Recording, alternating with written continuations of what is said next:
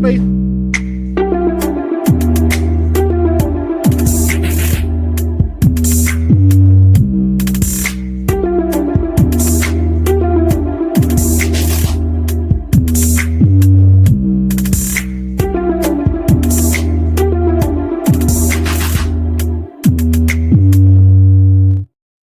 Let's get its on. Welcome back to another great episode of the Better Than Sex Bros podcast. Of course, you know I am the man on the street. This is Pharaoh King. Week 4 football, y'all. Tim Dog, who will not be in Baltimore very long. Shout out to Orlando, ready and willing to do the thing tonight. Yes, That's what she said. First time. Yeah, this is the first time ever checking us out. This is how we always get down. We always got to ask the brothers, how was their day today? So, Tim Dog, how was your day, my brother? Man, my day was gorgeous. As a matter of fact, today is going to be my last broadcast until next Wednesday. I'll be broadcasting from Springfield, Illinois, seeing my son and my grandson. So today was saying goodbye to some friends and family and getting prepared.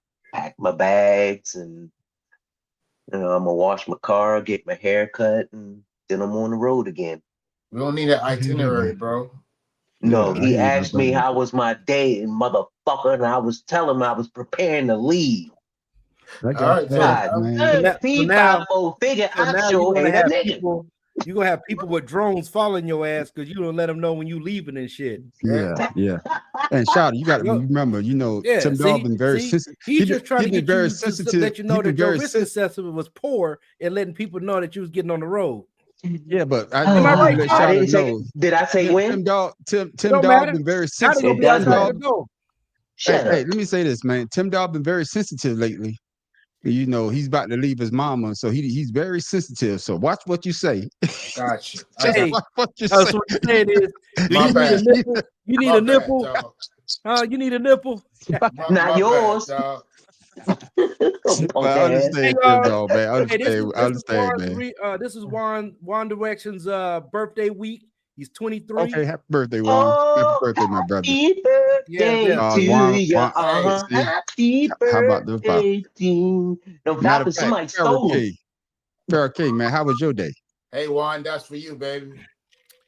Oh, damn, he can't see Same mine. as yours, Good. man, on the street. Why the fuck did we go to work when we ain't getting paid? Dedication to the job. That Set ain't got an shit to do example. with it.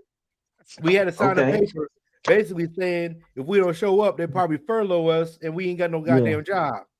If we don't Yeah, show that's up. exactly what it was. Yeah, Yeah, yeah, that's yeah, what it You- was. are y'all in a union?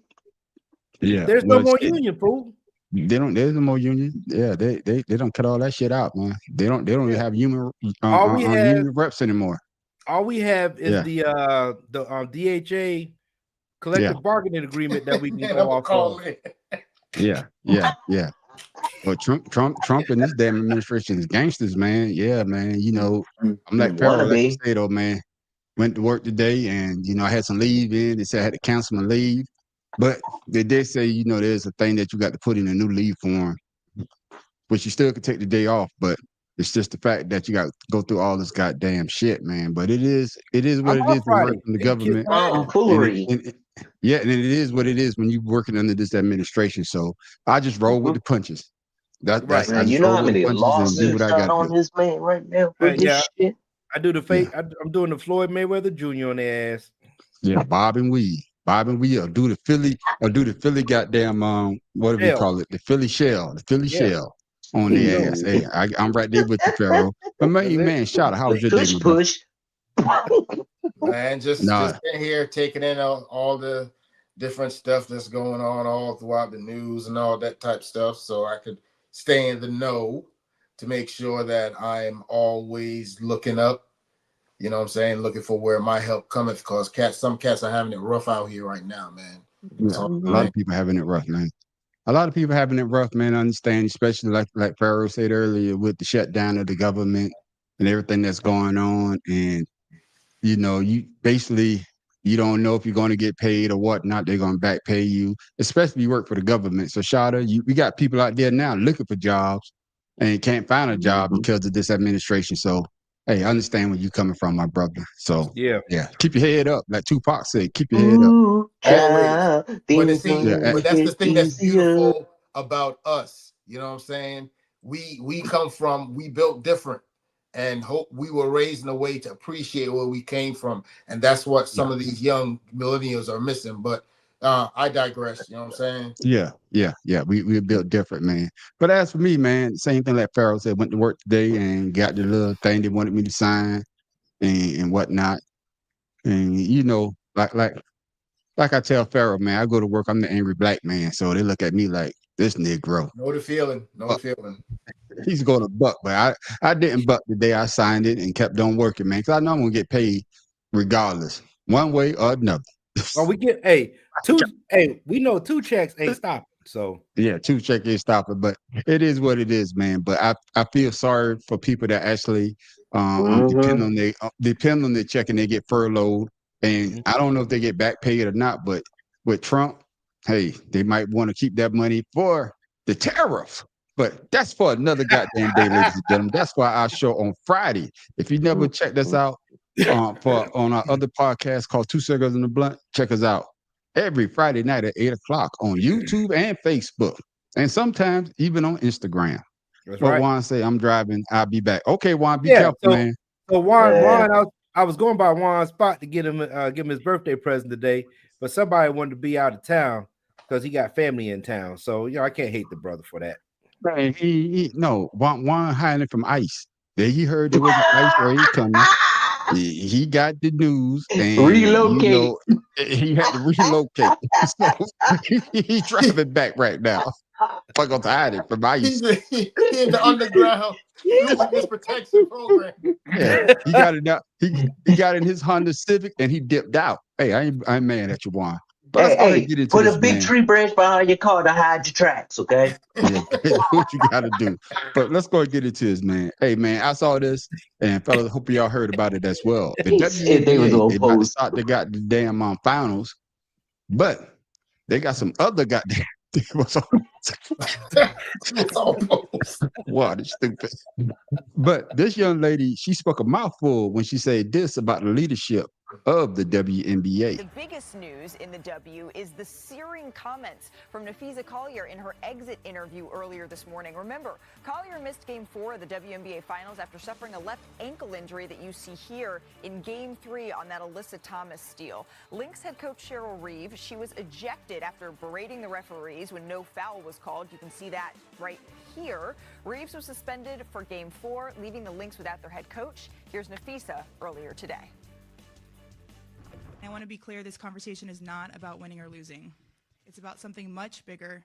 The real threat to our league isn't money, it isn't ratings, or even missed calls, or even physical play. It's the lack of accountability from the league office. Since I've been in the league, you've heard the constant concerns about officiating, and it has now reached levels of inconsistency that plague our sport and undermine the integrity in which it operates. Whether the league cares about the health of the players is one thing, but to also not care about the product we put on the floor is truly self-sabotage.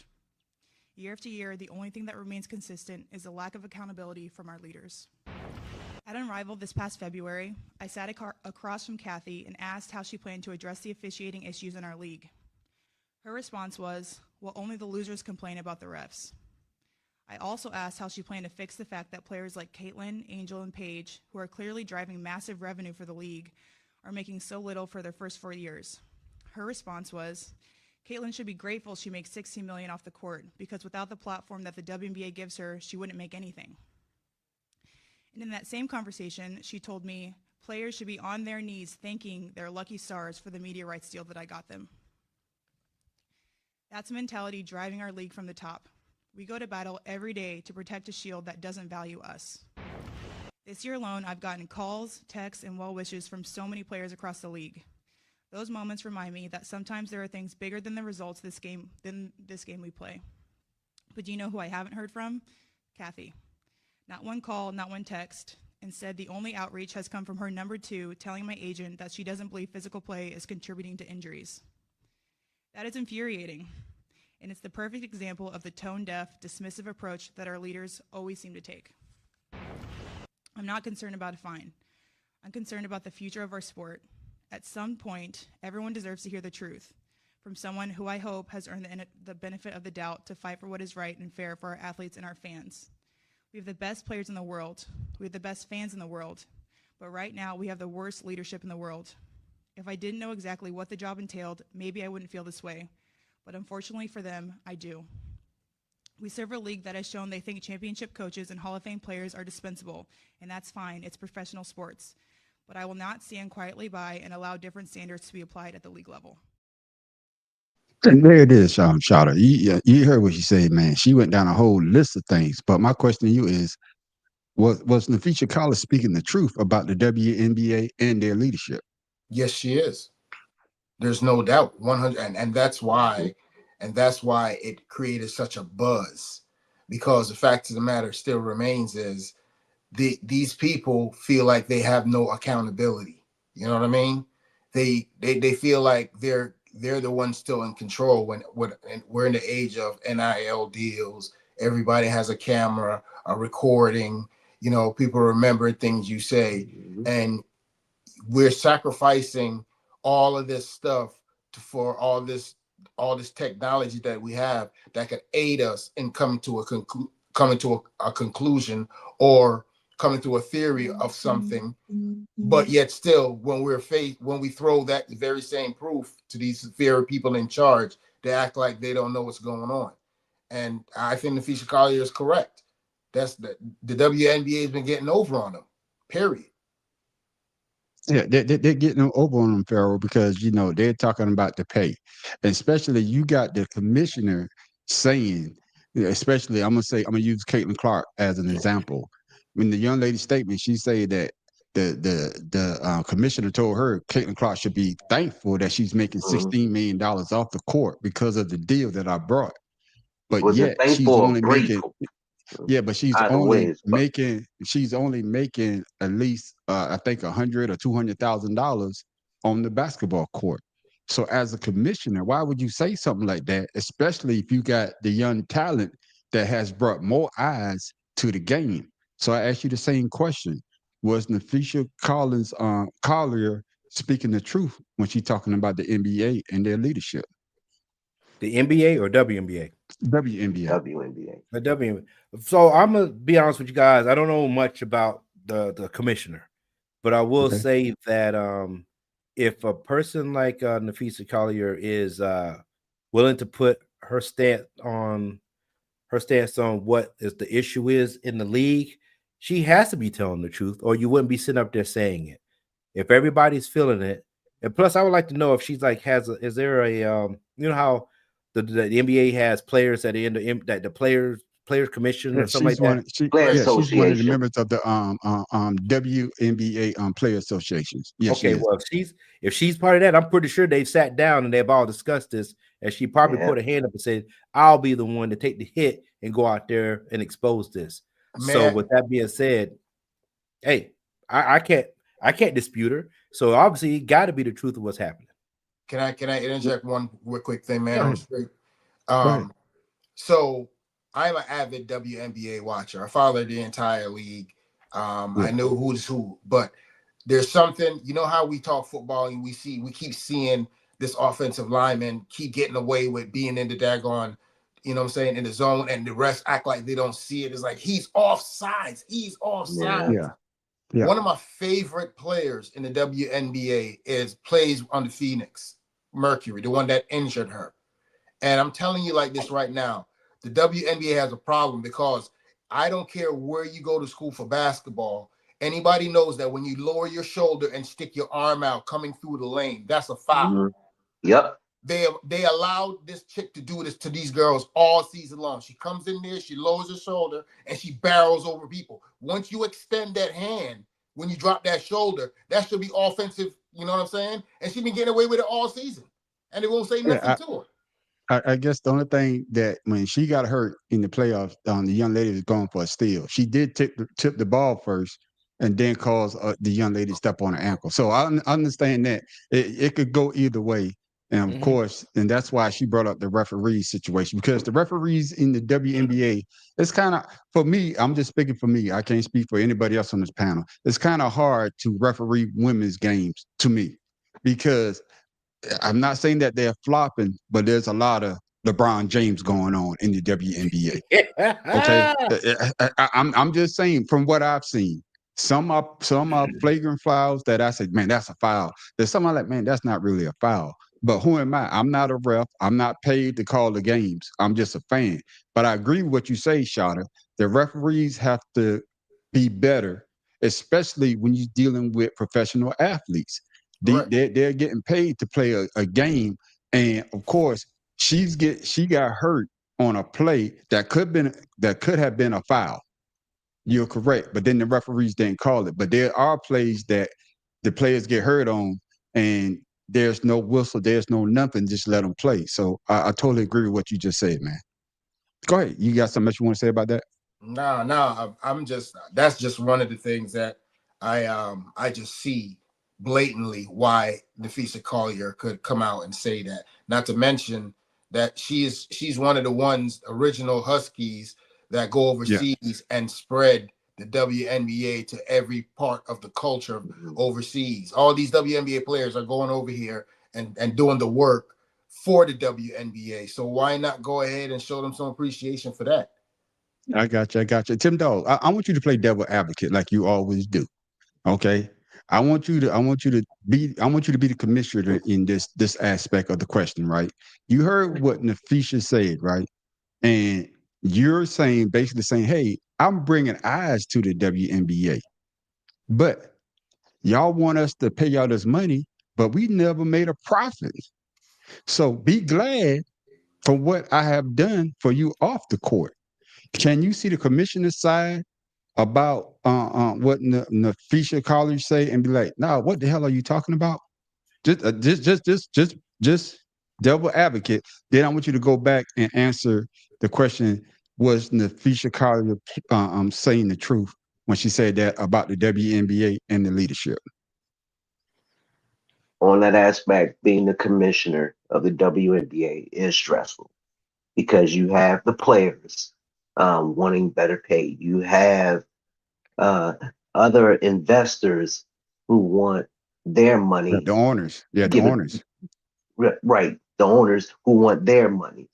Yeah. So I can understand the hesitation in paying the women and the commissioner trying to appease both sides, but yet it's obvious that she's appeasing one side more than the other. I mean, because it's her job too. I got you. So, but if you're going to state things that are causing these incidents, then you need to provide proof or at least listen to the Players Association, because they actually control the narrative if they chose to. They can go on strike and refuse, and all that revenue that was coming in will cease. Then you have the owner saying, well, we can replace them. Unlike the men, the women will stick together. You will not see women scabs playing the WNBA, not at all.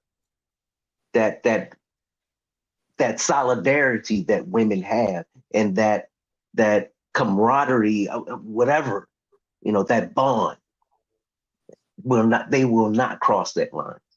So if you have one person and she is representing the WNBA, and she would not do this without the blessings of the Players Association, because she was prepared. It was written down.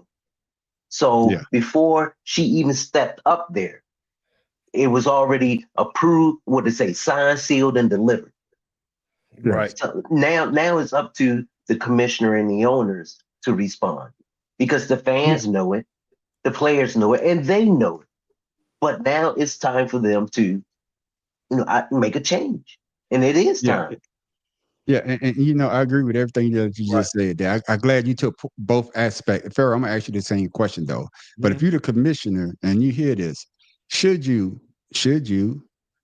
step down, or would you meet them at the table and say, "Hey, I heard what you're saying, and now it's time for us to come to an agreement"? Because there have been more eyes on the WNBA, and I'm gonna say because of Caitlin Clark and our girl Reese than ever And before. Asia. You know, yeah, and Paige Beckett, because Oh yeah. we're getting Oh, players that can shoot that three ball or dominate on defense. And of course, you know, you got my girl Asia been dominate for the last 6-7 years. But you got more eyes, you got more people that want to invest in this. But was the commissioner short-sighted by saying y'all should be on your knees because I brought more eyes to the goddamn game than y'all would have gotten without me? Your thoughts? Well, I would say I think it's a little too late for them to go to the table because I think they got a sour taste in their mouth, you know, because of the comments that she made. With that being said, okay, yeah, pat yourself on the back for, you know, bringing more eyes to the WNA, but where's the financial or the economical you know, reward for what you did for the players? And then So the players don't have to go overseas. They don't have to go overseas in the off season to make money to survive. and get injured and and get hurt and can't play. Right. There should never be a disparity in pay, so people have to go somewhere else to make money. Now, like I said, endorsements and stuff, hey, that's on you, right? Yeah. That's your reward for being whatever type of you know, player that you are. But I should not have to leave this country to go somewhere else. Henceforth, what happened, world girl going over to Russia, getting arrested and shit. Yeah. Right. You know, we should never have those type of instances with American players or, you know, people in the U.S. But I think now they need to sit down and revamp some things. She need to retract, you know, some of the things that she said, or maybe apologize for her comments. You know, I would say that much, but she needs to definitely sit down with them and say, "Hey, let's look at this a different way because I heard what you said and my comments were fucked up." Because at the same time, she's patting herself on the back. So, but I don't even know the commissioner. I need to, you know, update myself on the commissioner maybe. I would tell you, she has only been a commissioner for the last 5 years. And the only reason I know that because, you know, of course, our girl Asia Wilson won the MVP 4 years, and she said it when she gave her the trophy. I only been a commissioner 5 years, you know, won it 4 years in a row. So not 4 years in a row, but she done won it 4 times. So damn near 4 years in a row, then shit. You know what I'm saying? So that's how I know she only been a commissioner 5 years. That's stupid. But is she taking a page out of Adam Silver's book of fucking up the damn basketball? I'm not going to say that she's doing that. What I would say that, and Tim Dog brought it up earlier, it might have been Tim Dog and Shada as well. The WNBA is now big business because of the talent that they have in the WNBA now. Not saying that they didn't have great talent before, but now with social media being as prevalent that it is, there's more eyes on the WNBA, starting in college and transferring over to the WNBA. Correct. So Shada, you can see that because you say you are an avid fan. Yes, you know, I am. I think out of all of us, I think you're the most knowledgeable one on this panel tonight. Yeah. So listen, I apologize to the WNBA. I tried hard to watch y'all.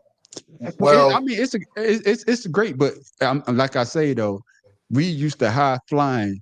Their game is more technical. Their game is most strategic than the WNBA. Yeah, I fucked that word up, but y'all know the fuck I was saying. But my question to you, Shada, is should the commissioner step down, or should she go to the table like Pharaoh saying, hey, I heard what you say. Let's sit down. Let's work this thing out. Well, for me, I don't think I'm against her stepping down, number one, because she wouldn't have been the commissioner for this long if she didn't have some skills at the job. So before we just go ahead and levy the chopping block on her, like you said, let's let her try to right the ship, because that's the same thing we would do on the other side. See what I'm saying? So I'm against that whole stepping down stuff. Now, I never said that. No, I'm just responding to the question. No, that's the question that asked. Yeah, that's the question he asked. So I was answering that. So on retrospect to that now, but you got to understand the product that you're putting out on the floor is the ones that's consistently bringing eyes to the WNBA. NBA, You can't put a product out on the shelf and expect, oh, I'm just gonna let it sit here and let people just see how good this product is. You're gonna have somebody go out there and say, hey, you know what? You see this new joint down here? Let's go ahead and see what this is all about, because of the eyes of social media, like you stated. So Yeah. I don't see how not sitting down with some grown women who obviously have some technicality in managing themselves, because a lot of these girls are managing their careers with their families since they're daggone juniors and sophomores in high school. So they prove that they have good thinking caps on their heads. So why not sit down and come up with something to make it happy for everyone?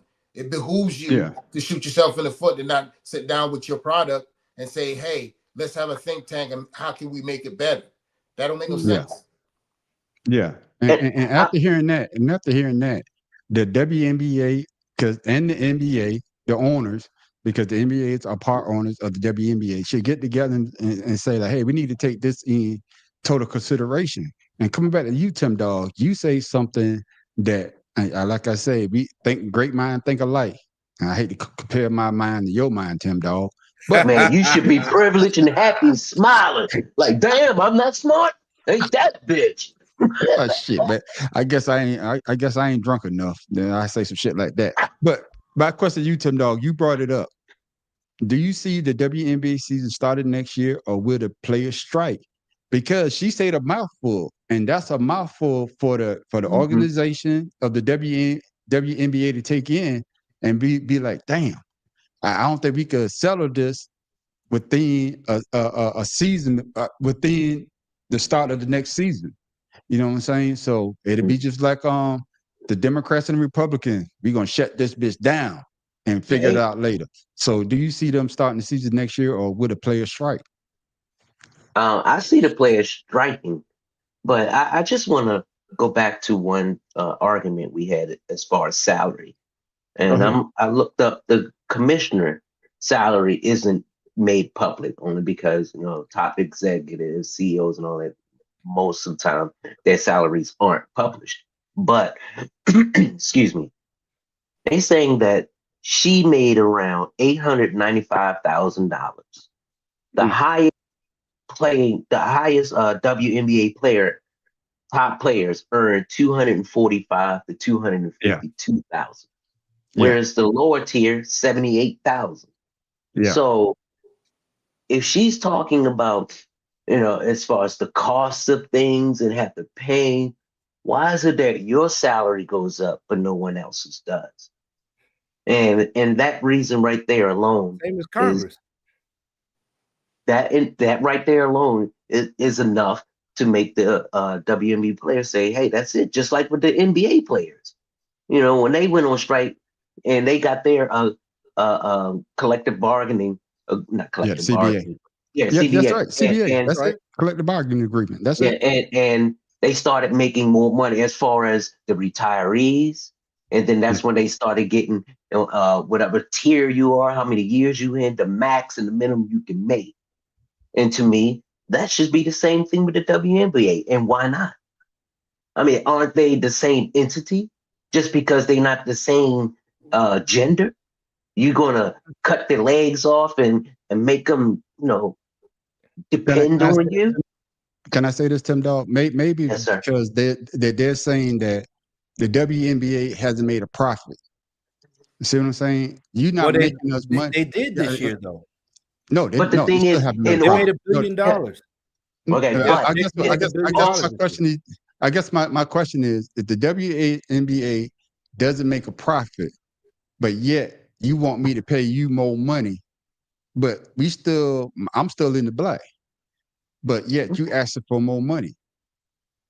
It also goes into you trying to build your brand. How are you building your brand? The NBA, they have, there you go. And instead of investing in the commissioner and giving them, a raise sort of for the wonderful season and the the amount of revenue they did generate, Yeah. you should invest it in your players because they're the ones who got you there.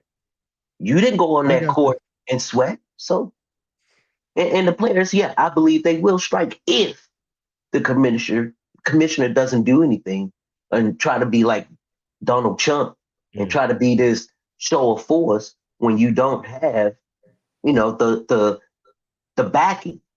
You don't have a leg to stand on. I got you. I got you, Pharaoh. Your thoughts, man. Do you see the WNBA season starting next year, or will the players strike?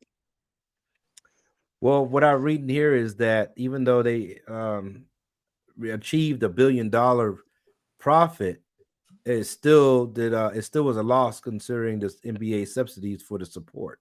So that's And that's what I'm saying. Yeah, they're in the black, so right? that they're alone because I think women's sports with that Delot Brown, she was saying that 2.35 billion dollars in all total women's sports was generated this year, but Yeah, because of the WNBA getting $1 billion of it, it's still operated at a loss. That's right. freaking crazy. That's crazy. Yeah, that's crazy. That's Yeah. wild.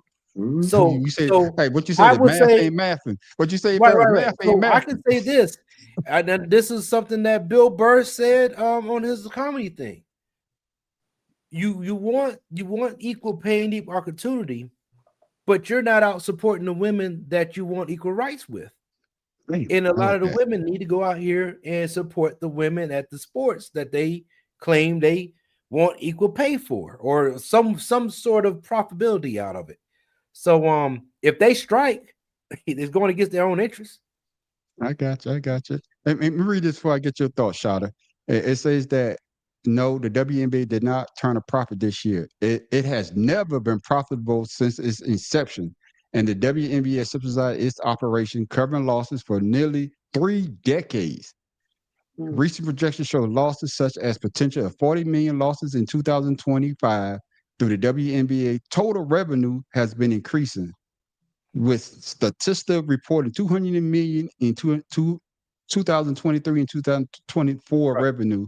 The league's financial viability relies on WNBA subsidies, external investment, and a recent $2 billion media rights deal, but it still Right. struggles to achieve profitability. So you can see the commissioner saying, "Hey, I'm bringing y'all money off the court, but we are not making money on the court. But yet y'all asking for more money. So do you see the season starting, or would the players strike?" I don't think the players are going to strike for the mere fact that, number one, history in and of itself, whether it's biblical or otherwise, has proven that women are a lot more level-headed than men are when it comes to negotiating. So that in and of itself makes me feel like they're going to go ahead and come to an agreement, because the mere fact of the matter is, a lot of these athletes are not just invested in themselves. They're invested in the community programs, girls programs, ESPN, flag football, all that. That's all revenue that they have to split anytime females are involved. So Yeah. at some point, you know what I'm saying, it behooves everybody to just sit down and just be like, hey, we know what we're making, we know what we're operating from, but all we're asking for is some recognition of saying that we out here hurting ourselves, doing all of this night in, night out, but yet still we're still suffering as players on the court. So we don't have no respite, because now players are just doing whatever they want, and you're not daggone paying us at the same time. But you're trying to say that, oh, okay, we should just sit down and be happy. Nah, I don't think so. So And I agree with you on that. Can I? See, Can I, that's can what. I Go ahead, man. go ahead, Tim? I got something to say. No, that's what I was saying earlier. If the commissioner doesn't do anything about this and let it fester into something, worse than what it really is, yeah, I see them striking. But I got the you. commissioner has to give concessions to the players. You can't go around, bragging about what you are doing for the players when the players are saying you're doing nothing. That doesn't work. I got you. What you got to say, Pharaoh? So I'm gonna use this as an example that from the last World Cup, the soccer and everything. The report for the last World Cup was the women were complaining about the pay, just like what's going on with the WNBA. So let's say the men earn over $6 billion in revenue from the World Cup. Yeah. Right? You're right, Joe. But They got Sacrifice. paid 7% of that revenue, the men. Yeah. Yeah. The women earned $310 million in World Cup. And they got paid 20% of that pool. If that's the case, the men should have got paid more money from that pool. They got 20% of 310 million. That's a pay disparity by freaking what? 80, almost 80, 70, 80%. Exactly. Mhm. So A pay disparity for who though? for the men. Mm-hmm. Now, reason why I say it's not a pay disparity for in the men's favor or not in their favor. No, it's not in their favor because the women got paid 20% of 310. They got paid 7% of 6 billion. Yeah, Okay, but you still, some of you the look at- men get their salaries a lot more. No, That's what I'm we're saying. just talking No, about. you're talking about the winning Forget purse. everything else on the outside. We're just talking about Number. they got Winning paid purse. more from a smaller pool than the men did from a larger pool. Correct. That is not paid. Mm. That's not equal pay. That's not. So Huh? when you That's look what at you're the WNBA and they get subsidy pay, they're actually losing money and getting money. Correct. Mm. They didn't earn That's anything. That is That's what correct. you're saying. But you know, my point of this is that you know, I know she took a hit, and she even said that she probably gonna get fined, but she took the Mhm. hit for everybody else that's in the WNBA. I can't remember the guy that started the free agency because he was like, "You're not gonna send me someplace like I'm a goddamn slave. Basically, you're No, not that gonna was trade Reggie me to White. another team." That was who? Yeah, No, I'm Reggie talking about White. in basketball. In the NFL. No, I'm talking about in basketball. I'm not talking No. NFL. I'm talking about in basketball. I can't remember the player's name that's in Let's find basketball out. that said it. I'm trying to keep it in the same realm. That's why I say basketball. Okay. Okay. But he's like, you're not going to trade me like that. But with the WNBA, the commissioner has to do something. And I'm with Joe with this one. You know, the lower tier player only making $74,000. That player can't afford to strike. But going back to what y'all said earlier, these players should not be going overseas just to make Oscar Robertson. you using getting a better living for their family, especially with all the eyes on the WNBA right now. Like I Correct. said, Caitlin Clark, Reese, my girl Asia, Juju coming out, Beckers. We getting these players that you see in college, and they're out there balling. So Aaliyah Boston. These players are the talent is getting better. The quality of play is Way getting better, and hopefully they'll be able to get their pay as well. So we gonna stay up on this, man. So like let's go a little further. We're talking about WNBA, but let's say softball. Women have professional softball now. They got professional lacrosse. Oscar Robertson. That's what I said. sorry, I'm answer sorry, to the you're question. behind, son. Yeah. No, And I then, know. I'm but just their average and salary Tom Chambers. $45,000 to $50,000 a year playing professional sports, with some reaching $60,000. So women's sports, even though they're professional, they still got to have something else on the outside to get them that money. Yeah, and the only reason I'm gonna say this is that I don't think that the with WNBA and field hockey and everything, field hockey professional is not shown on television. No, You understand what I'm saying? I said lacrosse, man. I ain't saying no damn. Well, field hockey and lacrosse, that's the same shit to me. Isn't No, it? it is No, not. it's not. Don't you Mm-mm. dare do that. Don't do that. Don't do No. that. Okay, they Dare throw, do that, man. On No. the street. My daughter No. plays They throw a lacrosse. ball. I'm a goddamn field hockey. Don't do that. Don't they say got a the ball same, in man. they got a ball in the You racket, did. We're right? not doing They that. got a ball. They got a ball in No, the racket, right? no. Okay. Hey, No. you know what? No. I'm gonna send No. Alexis No. over there, and I'm gonna let you show. I'm gonna let her show Bro. you. You sound like Donald But Trump. like I say, Ignorant. but I guess no. I guess the only thing I'm saying is that with those other sports, they're not shown on So you're not television, gonna even though it's apologize? a professional. It's Right. not even a professional league. What You're not gonna apologize? apologize for? I'm gonna stand on like. for calling You some heard shit. what I'm No. I'm You like just I'm gonna tell insulted. Alexis, man. I'm like Tell Alexis. yourself. Y'all heard what I said? Shit. You're not gonna Jesus apologize to the here. lacrosse community. You're not gonna apologize to the lacrosse community. What's up? How about field hockey Brother community? Law? I apologize to the lacrosse community. Okay. Thank you. All right. Appreciate you.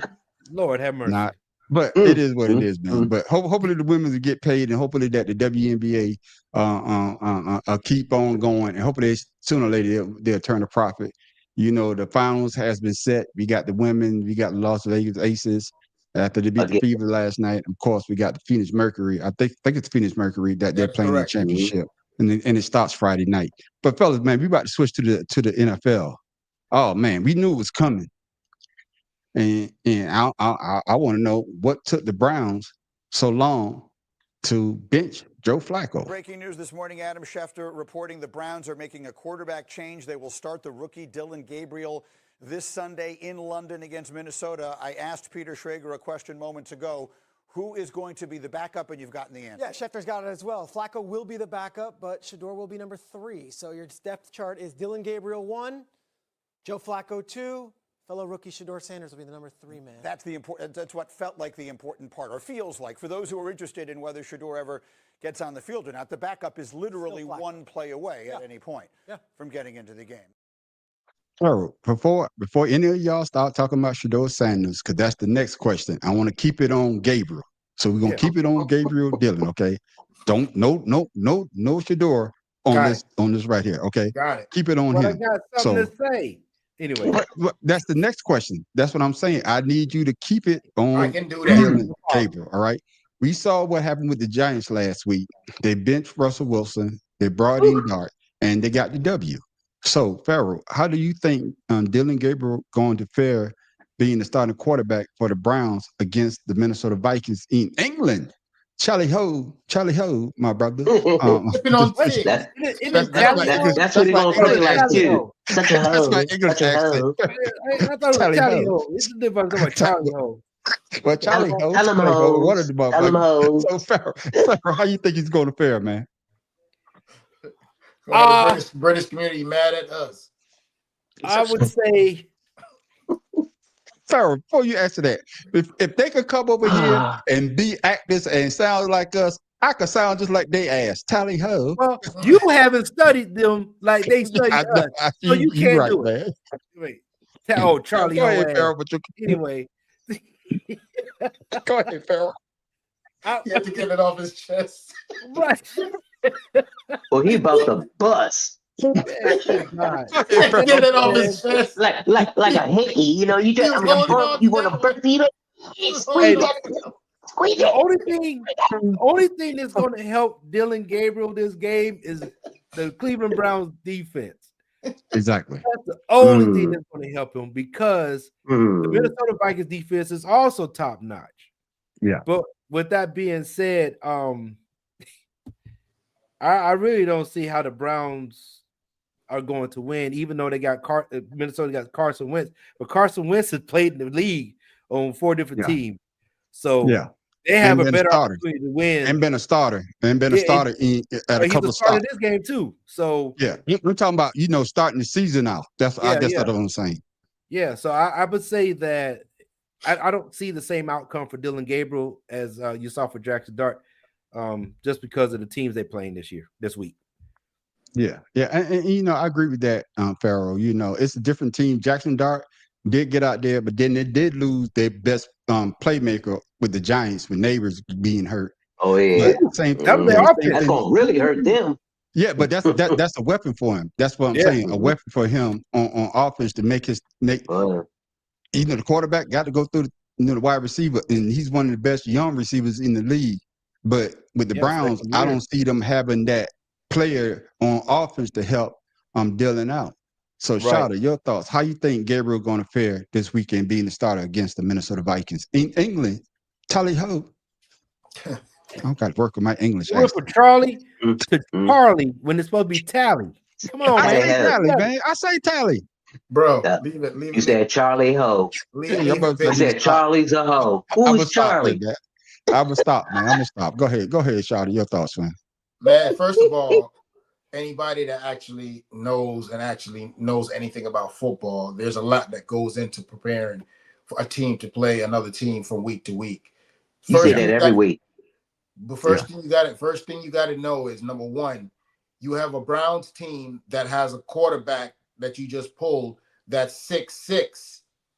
now standing in the pocket, and you just move to a quarterback who's left-handed, the ball spins out his hand differently than a right-handed quarterback. The signals come out differently from a right-handed quarterback. So the team now has to think on the left you're side. missing one, Charter. You're missing one other aspect. The motherfucker ain't 6 foot tall. That's what I'm saying. Yeah, No, he but you said said just the other stuff, but you got to add. he said he's under you 6 got a foot. quarterback that's 6'6". That was the My first bad. thing they he said. pulled a bad, quarterback but that's yes. 6'6". My bad. As you were. My bad. So Yeah. not only do you have to game prep differently, now all the signals that he calls his strong side is now his weak side that the offensive line has been playing for 4 games. Exactly. So they got to do that Okay. all this week. That's a lot to put on a team that's already struggling on the offensive line. And now you're talking about Drew Brees size dude who's coming in here playing this thing against a Kyler Murray. seasoned What you talking defense. about?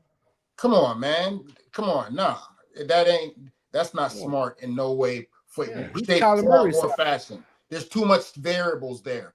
I'm telling you, any receiver in the NFL will tell you, a left-handed quarterback and a right-handed quarterback, the ball comes out differently. You have to adjust to that. That's a big adjustment in and of itself, period. Yeah, that is true. And I think it's going to be an obstacle because they are the Browns. I think they are the most dysfunctional team in the NFL right now. And there's a bunch of them, but if I was to look at, they're standing on top of the goddamn mountain. And every time somebody approaches them, they're like, man, back the fuck up. We got Right. this. This is our shit show. So they started with Flacco, and they started with Flacco, and now they're going to Gabriel, Tim Dawes. So how you think he's going to fare his first game out? He did get in. They did pull Flacco last week, and from what I saw, it didn't look too good for first couple of plays. But I think it was the jitters just getting thrown in at that time. But now you got the time to think about, and like you Jamie just said, Foxx. Shada. Yeah, like Shada just said, to work with the first team, to get your play calling down, and hopefully have some semblance of an NFL team, not like the Cincinnati Bengals. I'll talk about them bitches later. But get out there and at least put on a showing that to show the people that you are a starting quarterback. So how you think he's going to fare his first game out, being the real starter against the Minnesota Vikings on Tim Dawes? That the Vikings defense going to blitz the hell out of him. And like Shada and everyone's saying, the difficulty of preparing for the left-handed player, it's going to cause some confusion on the line. But yeah, it's more than just that. It's just his attitude towards playing. But my biggest question out of all of that is, if you're benching Flacco because he can't play, why are you making him the backup? I want you to hold that thought. Hold that thought. Yeah. Hold that thought, Tim Dawes. I want you to save that thought. See, I know you're Tim trying to almost, go there. Tim almost, Yeah. man. God damn it, Yeah, Tim. I tried to tell you. I got to keep He reading went right up to Tim the Dawes line. back. Yeah, you every right. time, You're man. a bitch of a line Tim, stepper. Tim And I was say, always, hold that. Tim's always in the, what's it called? What is it called? Oh, The neutral neutral line zone. stepper? He's always in the No, neutral zone. yeah, a Neutral bitch of a zone. line stepper. But I need you to Causing hold that. infractions. I need you to hold that because we're gonna bring that up right now. Flag on the play. Yeah, flag on the goddamn play. And Tim Dawes, I'm gonna give you the first shot at it. But before we do that, I like what Joe said. Joe said the blind side is getting swapped to the other side of the line, That's what I'm and that's saying. a different type of pressure on a lineman. It's a different type of pressure on a lineman. It's damn sure a different type of pressure on the goddamn quarterback because those guys are not prepared for that, in my opinion. And like you say, it's going to be a hell of a goddamn ride for Dillon Gabriel. And I'm gonna make my pick. I might pick the Browns. Hey, I might see an upset. I might I'm pick gonna the be looking Browns. for that hot route every time he go on the sun. I'm looking for that hot route. What they gonna respond to that hot route? That's what I'm looking for. That's gonna be fun. And the reason why Gabriel gonna get hurt. Yeah, and the reason why I wanted everybody to hold that thought because of Rex Ryan. We're gonna go into the Rex Ryan thing, and he had something to say about Shedeur Sanders that I was like, where the hell did that come from? And then that ties into what my man said in the prior piece about Gabriel being the starting quarterback, Flacco the second string, and of course Shedeur being the goddamn third string. But then Tim Dawes, after the video, I'm gonna get your thoughts, okay? Former NFL head coach Rex Ryan has some interesting thoughts of his own about the Browns quarterback situation. Stefanski is one of an outstanding coach, all right? But why the hell isn't he putting Shedeur Sanders? We're all waiting to see this Shedeur Sanders be the guy or Gabriel, whatever. Something's missing. Something's missing with this kid. This kid talks. He runs his mouth like I could be a starting quarterback with his arms crossed like this. Get your ass in the front row and study and do all that. If I know, the whole league knows. Quit being an embarrassment that way. You got the talent to be the quarterback. You should be. You should be embarrassed that you're not the quarterback now. Again, Rex Ryan is well connected in NFL circles, so that is an interesting comment relative to Shedeur Sanders. Not sure what to make of it, but it's interesting. I don't know what you make of it, but before you say what you got to say, Tim Dog, ain't like Shedeur Sanders can say, "Hey, coach, I'm going in the game." It ain't like he can just take shit. And then the second thing is, who the fuck say that Stefanski is a great coach? Get the fuck out of here. That's the second thing. But Tim Dog, here go the question. Was Rex Ryan out of line when he spoke about Shedeur Sanders? And also speak about them making Flacco also the second string quarterback and keeping Shedeur at third string. Your thoughts? Rex Ryan, he should be a disappointment just like he was when he was coaching. Always running off at the mouth and can't deliver. But I'm sure he got a DoorDash account. Them motherfuckers on time for his fat ass. But that right there is just nonsense. He got sources that say he can't. If that was the case, then why didn't we see it during preseason? If that was the case, why don't the coach say it? Dumb motherfucker. I'm sorry. That's all I got to say about him. He up there dick riding. Dick ride. He ain't got no job, so ESPN giving him peanuts. Yeah, so the next part of the question is, so why do you think that the Browns are keeping Flacco as the second string? You already saw what Flacco put out there on the field. The same reason at the third string. Okay. I'm saying the same reason why they're not letting him on the field. It's pressure from the league. But once again, the pressure from the fans is going to get to him, and they're going to have to do it. Especially if, the thing that gets me is Rex Ryan saying he's sitting up there saying he can start on the other team. Well, get on that too. Like you said, man, on the street, it ain't like he can go up to the coach and say nothing. The coach making the decision. The coach is listening to the owners. The owners are listening to the commissioner. I mean, if they really wanted to do the kid a favor, trade him. You're not using him. You're not doing any service for him as far as his development. So why are you holding on to him? Yeah, I totally agree with you on that. And Farrell, the thing with Rex Ryan, he say what he's saying. Rex Ryan, you as a head coach, people remember you for Sanchez with the butt fumble. You was a head coach for the Buffalo Bills, and you say that, hey, you're gonna win them a Super Bowl. Well, that didn't happen. And then he also say, Farrell, that hey, get in the front. Well, we all know Deion Sanders, and his thing was to tell all the players where they just sit in the fucking front. You don't sit in the back. So that's thrown out the window. And then the last part of this question, Farrell, is why would you not put Shedeur at 2? Because you already seen what Flacco give you, and have him prepared to be the player, the starting quarterback if Gabriel fuck up. So 2 parts. Was Rex Ryan out of line, and what the hell is wrong with the Browns keeping Shedeur at number 3, the third string quarterback? So I'm going to start off with Rex Ryan. I believe the route that he was taking is he wants to see Sanders start, and he wants to see Sanders project more of I need, instead of sitting back to my God will give me the opportunity when the opportunity comes. I'm thinking Rex Ryan said, just go out there and show him that you're supposed to be the one starting this damn team. That's what everybody I'm right by attitude. Okay. Improve everyone right by his attitude. I can be a starter. Go show them that, hey, you're fucking up by not having me out here.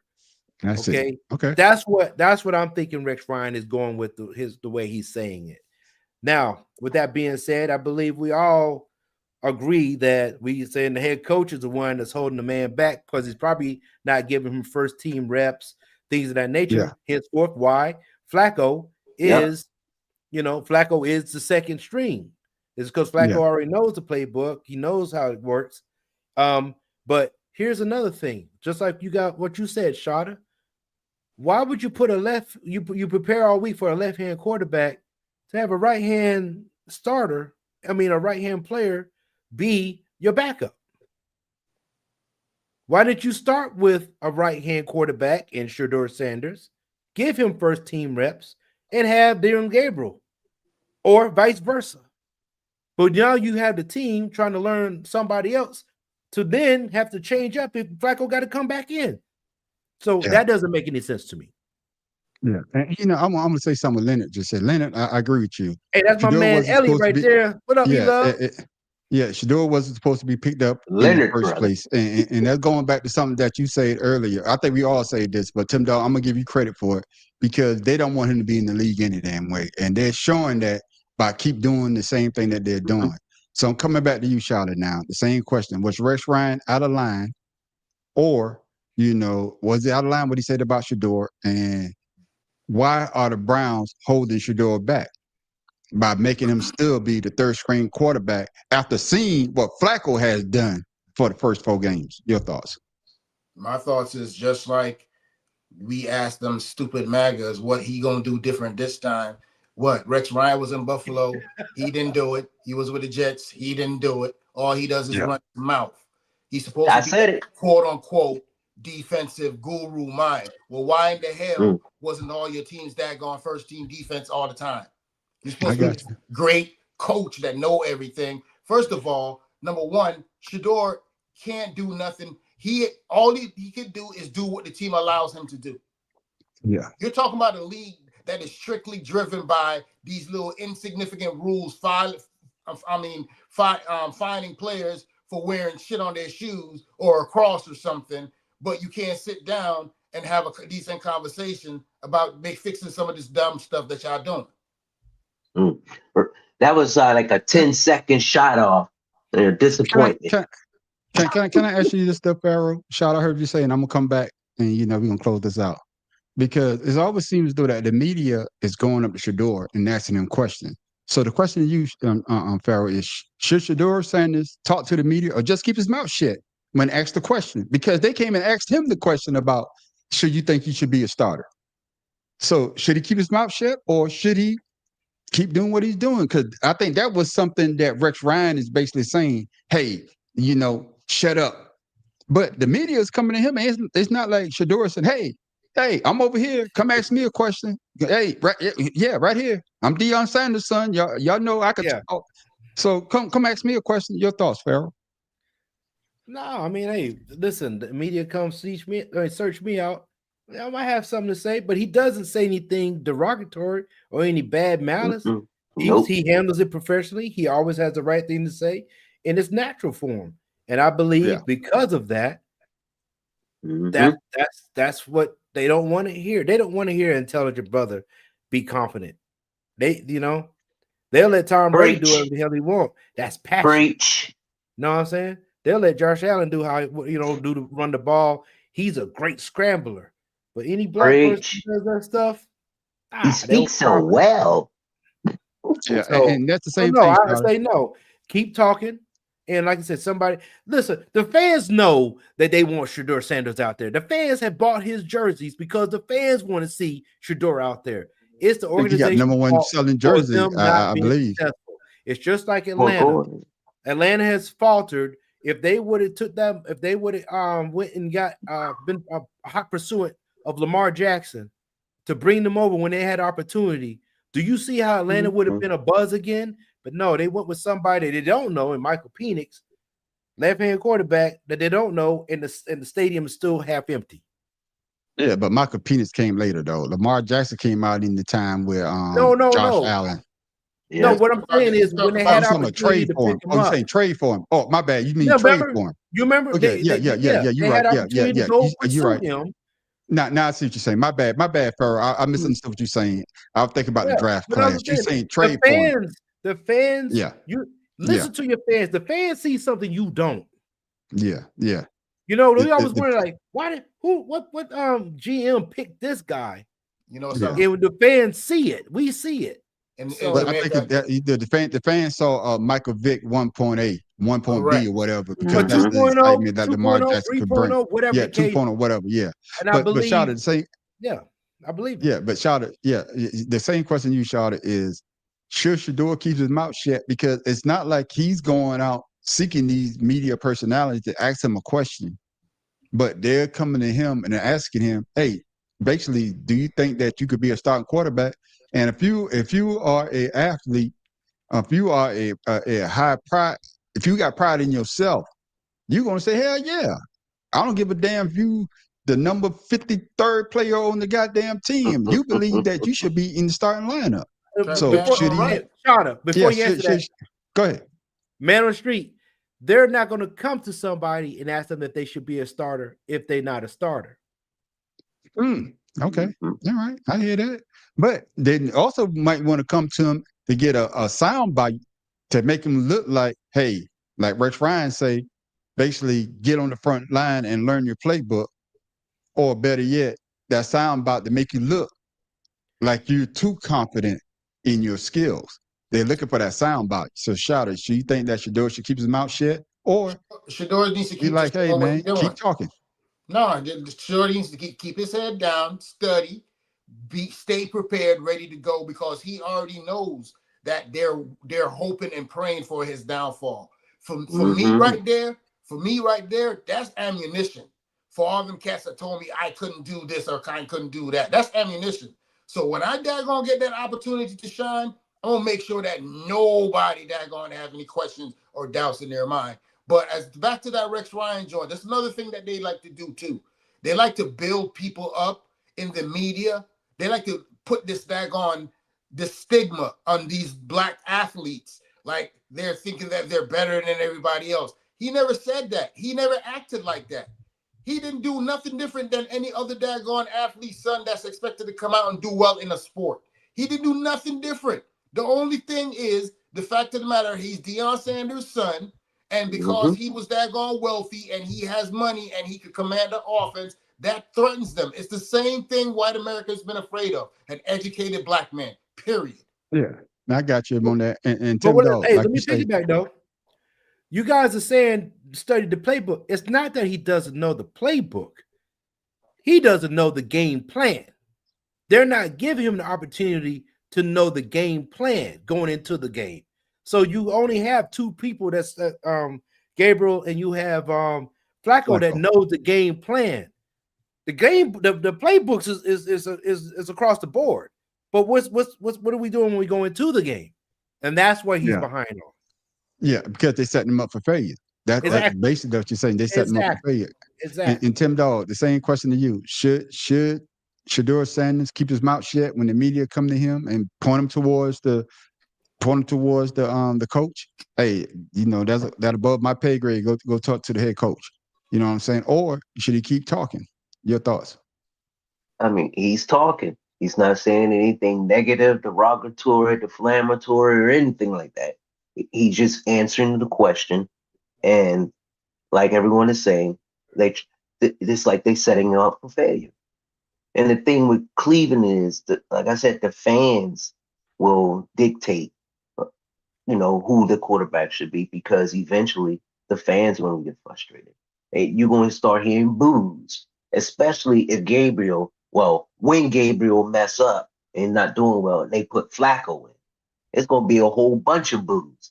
You got rid of him because he wasn't doing well, but then you're going to reward him by making him the backup. I mean, that's an oxymoron right there. All for what? Just so that one player won't get the opportunity or the chance to prove himself. And for what? Politics within the NFL? Grown men acting like high school kids. I don't like his daddy, so I'm going to treat his son bad. How does that make you feel? I mean, make you look? You sitting out there playing games with a person's life because of a grudge with his dad? Does that sound mature? You're not doing this young man any service nor the team, and you call yourself a coach.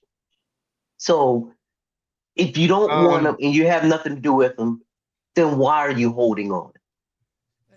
I agree with that. I'm gonna go to some of that. Coach's last name. That says Yes. enough for me. Right, that's what I'm Yeah. saying. They're holding this kid back because of a grudge with his daddy. This kid has I'm- nothing to do with it. Nothing. And I'm gonna And answer he's this playing question. it cool and being patient. So I I'm- applaud him for that. Yes. I'm gonna answer this door, Leonard. Even if Shador is humble, he wasn't. I'm gonna put it up for everybody.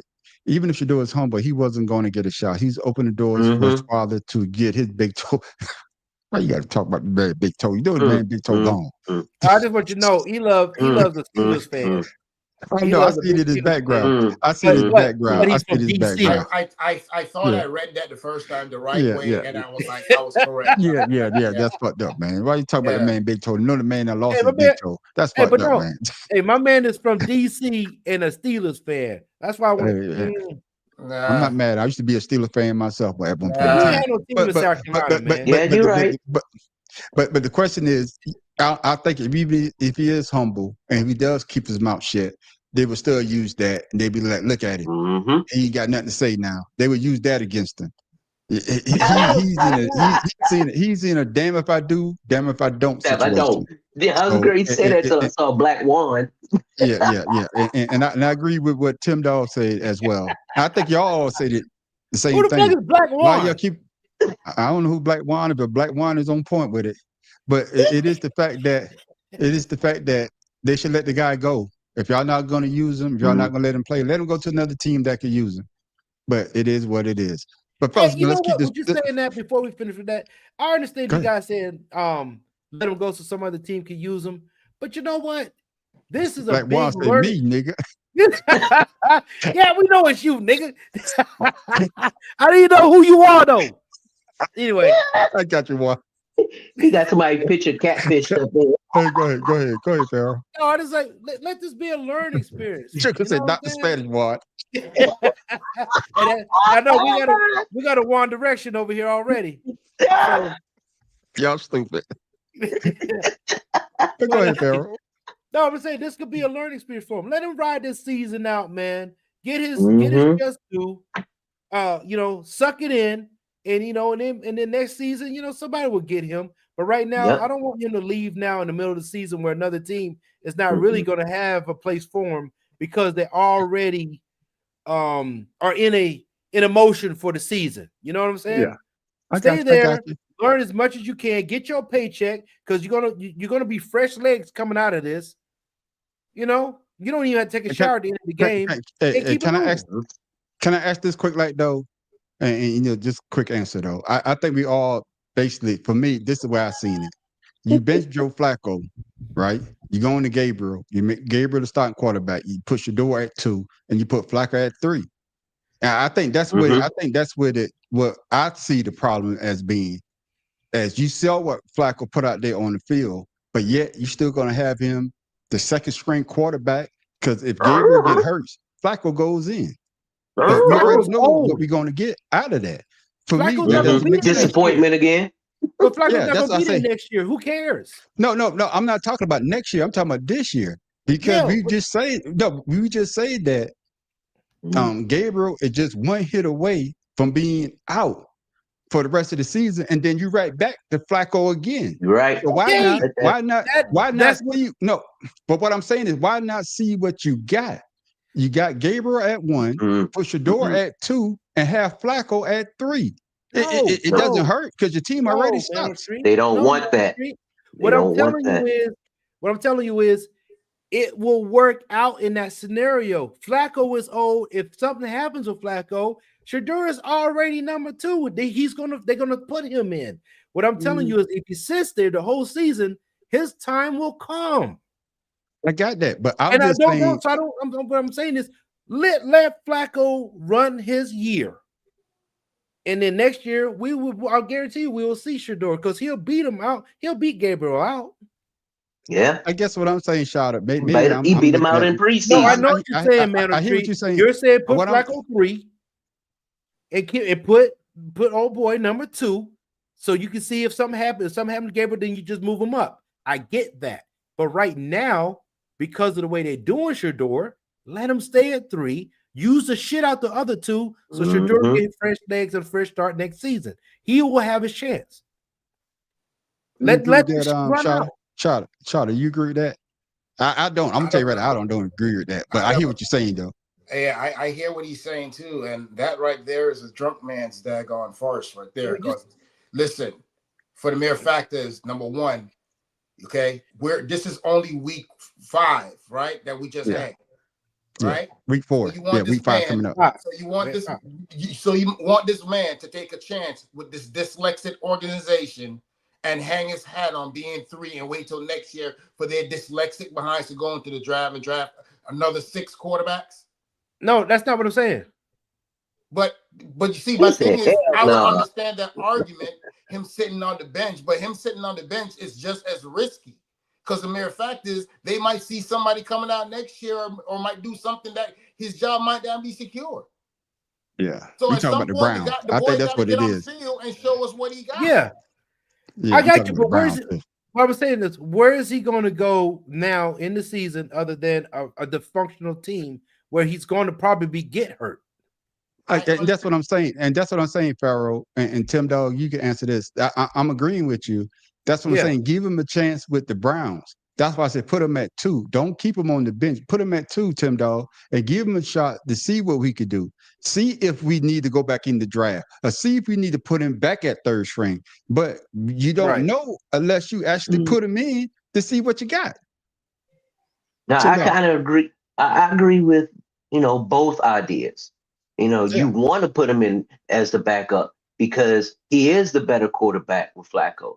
But being the situation is but being the situation that the coach made him 3rd, then like Pharaoh was saying, it's not a problem. I can sit back and rest my body. So when my opportunity does come, I'm going to be ready. I'm going to be fresh, and I'm going to prove and show what I can do. Now after that, it's all on Shedeur when he gets that opportunity. But my rebuttal to that is this. I hear what both you and Pharaoh King are saying about that.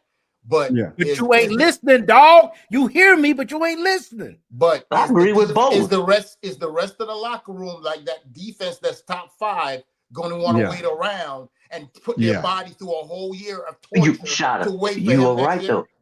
No, but you're right, Shada. And once again, that's on the coach though. That's not on Shedeur. He has no control over that. And being in the situation that he's in, he has to deal with what he has. He can't go up there mad to be it. So and that's what I'm saying. And take when your opportunity comes, it should not be wasted. That's all he can do right now. That's it. And then I think we all saying the same thing, man. We all want to see the brother get a fair shot, and right now he's not getting a fair shot with the Cleveland Browns. And the Cleveland Brown, like I said earlier, Cleveland Brown is the most dysfunctional goddamn team right now because at the beginning of the year they had 6 quarterbacks or 5 quarterbacks on their roster at one point. See what I'm saying? What you said, Joe Sanders could end up being traded bait for Cleveland in April. This dude was a 5th rounder, and they won't feel bad for wasting his time. Exactly. Oh shit! I don't need nobody else to be with King. You already got me agreeing with Tim Dog. Had Shada agreeing with Tim Dog as well. I guess me and Shada ain't high enough. Shit, we started agreeing with Tim Dog. Now you agreeing with Pharaoh. Shada got that brick wall behind him. We like seeing the mangoes and shit, but he got the brick wall behind him tonight. Which means it stops right here. But it is what it is, man. But I think we all want the brothers to get a fair shot. Let's see what he could do. Whether he's with another team, whether he sits another year and go with another team, whether they put him in, see what you. But the Browns, who say that about the defense? It's going to be some. If they keep losing the way that they're losing, the defense is going to get tired of saying, "Hey, we holding these teams to 7 points." Yeah, we holding these teams to 7 points, and we losing by 10. You know what I'm saying? It doesn't make sense. So they're gonna be upset. And speaking of a team that's upset, these motherfuckers got me upset because I picked these bastards to win, and of course he got hurt, and Tim Dog blowing up my goddamn phone. I had to turn my shit off. I say that coach need to be fired, but Tim Dog, what's up with your boy down there in Baltimore? Bad news in Baltimore. Lamar is unbelievable. Well, he might. I should say that. He's might expected to miss this week. expected. He's going to give it a go Is it up against to the expected? Texans. You know, likely. Yeah. I guess He's likely he's going to try to give it a go, but he could miss up to 3 weeks. So Tim, First I'm of going all- to ask you this first, man. First of all, Man Street, don't ever use Brian Wacker for any information again, because they sound like they didn't know what the hell was going on back there. Oh, we talking about the injury right now, though. So Tim Dog, should Lamar sit out or try to play this week? Your thoughts? To And me who's the backup? personally, Who's the backup for? Who's their backup? old boy from Dallas, the backup for Derek Prescott. Cooper Rush, man. Cooper Rush. Cooper Rush. Oh, Cooper Rush. Okay, Yeah. okay. Thank you. And he just got there. Shit, motherfucker. Hey, all right. No, I personally, I think he should just sit there and rest that. Because right now you have the four starters from the defensive line. You have 2 starters from the offensive line, and 1 is gone for the season on the defense. So to me right now, yeah, we just call him African. Yeah. So I mean, in our house. Yeah, and it's we call Zach Flowers Speedy Gonzalez. Yeah, and I think the fact of the matter is, Pharaoh, we are just going into week 5. There are 17 games. Yep. So you only 1-3 right now. You still got a chance to win, in the AFC, to at least make the wild card. So do you think that should Lamar sit out or try to play? Your thoughts? I don't have to think, because they're not letting them play this week, and they're going to put Cooper Rush in. So there's no discussion on that. That's what they say their game plan is going to be. Oh, they say that earlier. They say he's going to try to play though. No, they said that yesterday. No, they said that yesterday. Cooper Rush is going to start this game. I promise. Yeah, okay. He was a starter yesterday. Because he's disabled in all he did fantasy leagues. Yeah, because he's the one that's taking first team reps right now. Okay then. All right then. What you say? I got to at least get you in there on Shada. But if he was able to play, would you think that he should play or sit out? Listen, man, y'all know I'm a huge Lamar Jackson fan. And when he went down the first time and when he went out the game, the way he did it, it was almost as if he was frustrated, like he quit. I felt like he was like, man, ain't nothing going right. I'm just going to sit on the bench. That's the feeling he gave me. That wasn't the, let me fight through it. Let's fix it. It's almost as if there's something broken that nobody can see to fix, and everybody's frustrated. And like I said, I'm one of those people that say that Harbaugh might have been there too long. It's time. May I ask you this, Shada? This leads right into my next question. I'm glad you say that. What's the matter with the Ravens then? Harbaugh. Listen, it's the same thing we saw with the New England Patriots. You understand what I'm saying? The New England Patriots was running through everybody, right? And they were just replenishing what they had for years. Yeah. That's all they were doing, taking pay cuts to make sure they got to the Super Bowl. They were investing in their team. Yeah. That's the blueprint right there. All these cats, like them saying Jamaica, the NFL is one of them follow fashion leagues. When McVay got the little job out there and he was a young coach, everybody wanted to get a young coach with new things and put the old boy down there in Miami. He a young coach too. He's going to change the culture. Look at Miami now. You know what I'm saying? Remember the Wildcat? Remember the Wildcat was a fetish? Come on, man. It came in and went so damn fast. Listen, the NFL, these cats nowadays are not built for the long haul. These cats, they use their running backs wrong because they want to please the crowd with these gadget plays and flip behind the back bullshit that Tua was doing. Play football. Like this ain't, what are you doing? I know this is entertainment, but you got fans invested in. Come on, man. We want to see the game. Stop with the trickery shit and win some damn games, Mr. Concussion. See, that's what I'm talking about. I want to keep it on Baltimore. Shout out on what got down in Miami. I got to bring you back. But Harbaugh is the problem in Baltimore. He's been there too long. The voice of the team, the team has been hearing his voice for too long. The same stuff. They need to hear something different. I got you. I think with Ozzie Newsome leaving too, it messed up the team. And Tim Dahl said that last week. Yeah, Tim Dahl brought that up last week. Yeah, I believe Ozzie Newsome was the spearhead behind it. That's what the problem is. Yeah, and Tim Dog, you did bring that up. You say that once Ozzie Newsome left the front office, it seemed as though that the team has gotten weaker. So Tim Dog, that's one of your teams. How can you fix it? Offensive coordinator. But unfortunately, they gave him a contract extension this year. And of course, the head coach. When you allow one of the league's rushing, league leading rushing quarterback with rushing yards, and then you diminish those yards in half and making him a pocket passer. You're making the game passing. You're not running the ball. And this has been going on for the last 2 seasons.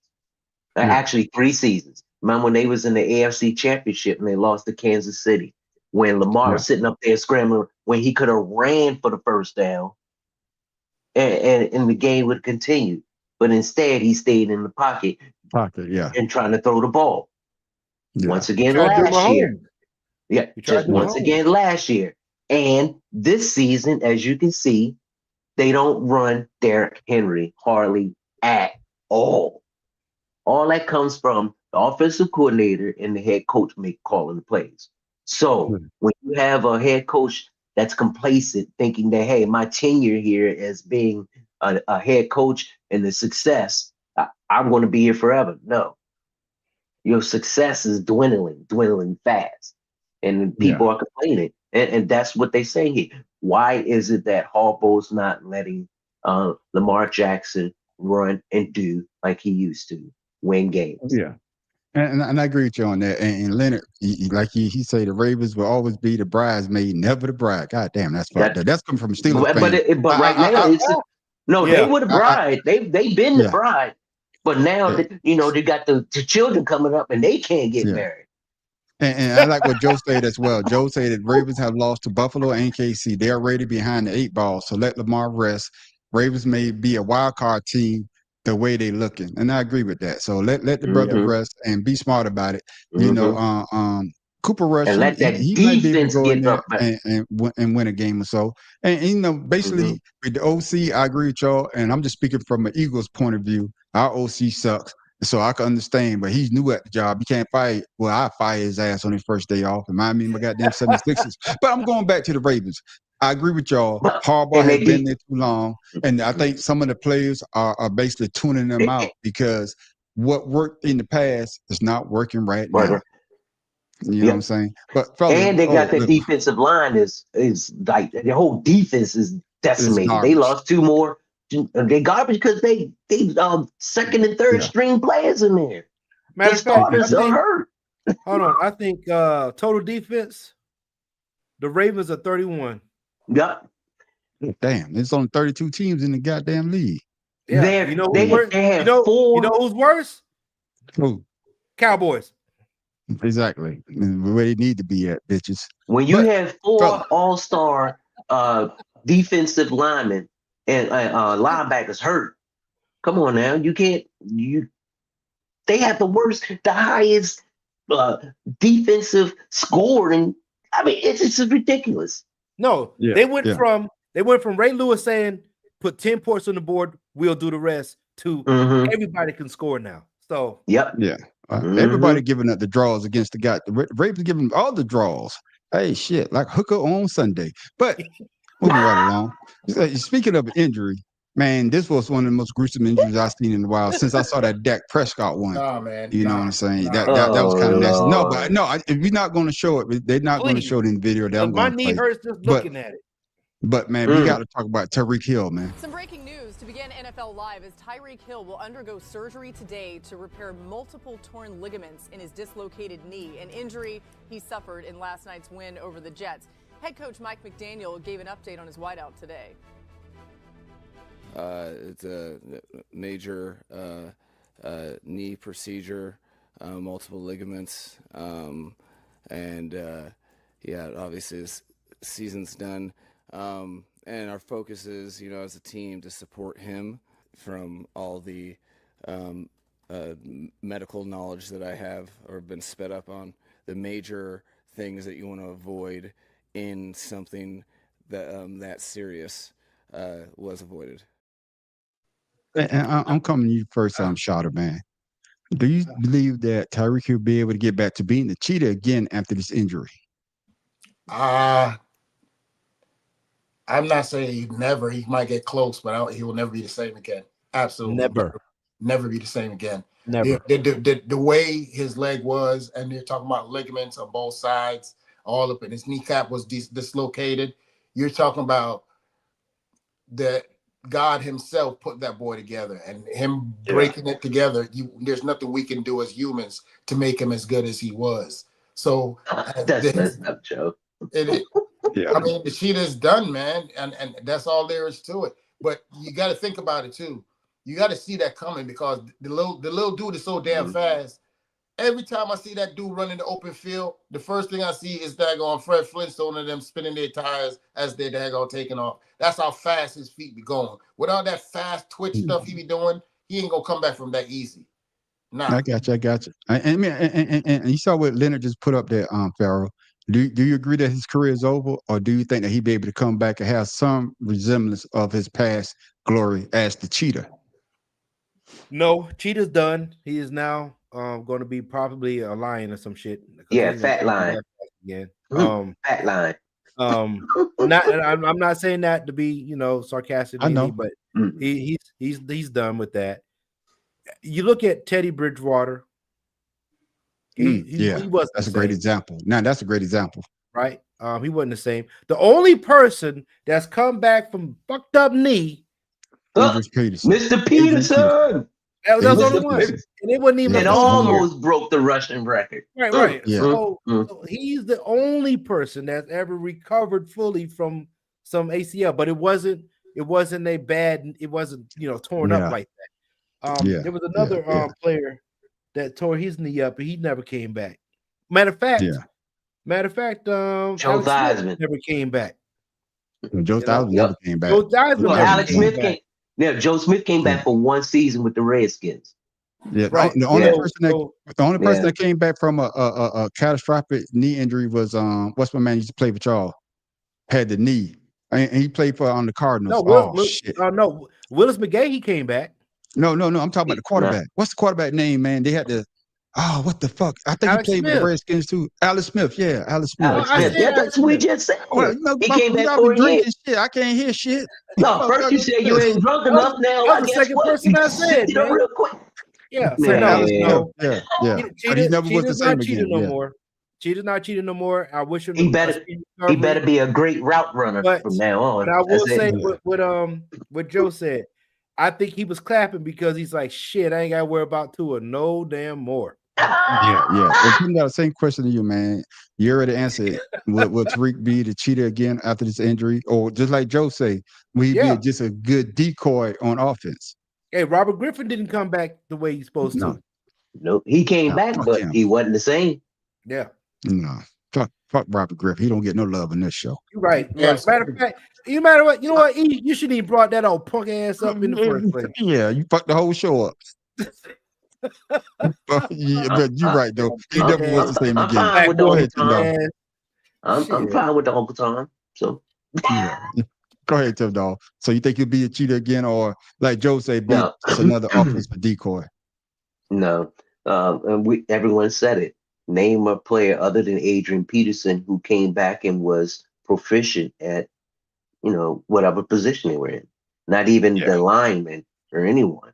Even a lineman, they lose a little step, or it's just one of those things that you just can't really fully recover from. It's more of a mental recovery than it is a physical. True that too. True that too. But I know that happened with me when I tore my leg up. My knee when I did mine. For me, and I could, I went running. A year later, ended up tearing my knee again, like my meniscus again. And that in my head, it killed me, because now I'm not functional anymore. Man, please. I tore mine in high school, anterior and interior, ACL, MCL.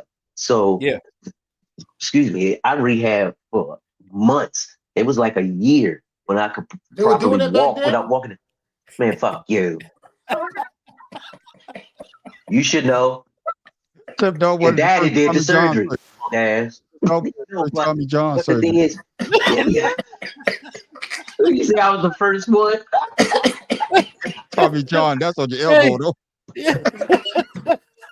I'm like, what the heck? They were doing that surgery back then? Oh yeah, I'm What the you first say? kidney. Tim Dog I'm the first was on kidney the documentary transplant of recipient. the first ACL. You know, Yeah. Man, fuck it.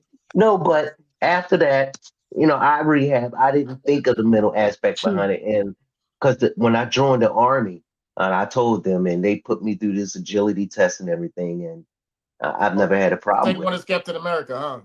Oh shit. Lucky I wasn't your recruiter. I would tell you, keep your mouth shut. Don't say shit. They ask you what that is, don't say shit. We ain't got no medical records. We ain't got Nope. shit. Because it wasn't a problem for me. Trust me. I still had the speed and everything. Yeah, but hopefully the brother be able to come back, man. And we praying for the brother, man. And like I say, yeah, like we say, man, I don't think he's ever gonna be the same because now you got to wear a brace on that knee, and he never probably wore a brace on that knee to play sports or run, and you got to get used to that. And just like I think Pharaoh, and you said it, Tim Dog, and I think Shawty, I think you said this a couple of weeks back. It's all mental. I think we were talking about Juju. I think in one of our previous talking about how her mental aspect coming back to the game, but she's taking the whole year off to recover. But I think old boy is gonna try to come back earlier because the football player minds are crazy. They want to come back, and of course, just to get back on the field and prove people wrong. And I didn't send this, man. I want to just talk about this quick because we got to get to let's pick them. Man, y'all know who's gonna be down with the Super Bowl this year, and these motherfuckers are upset.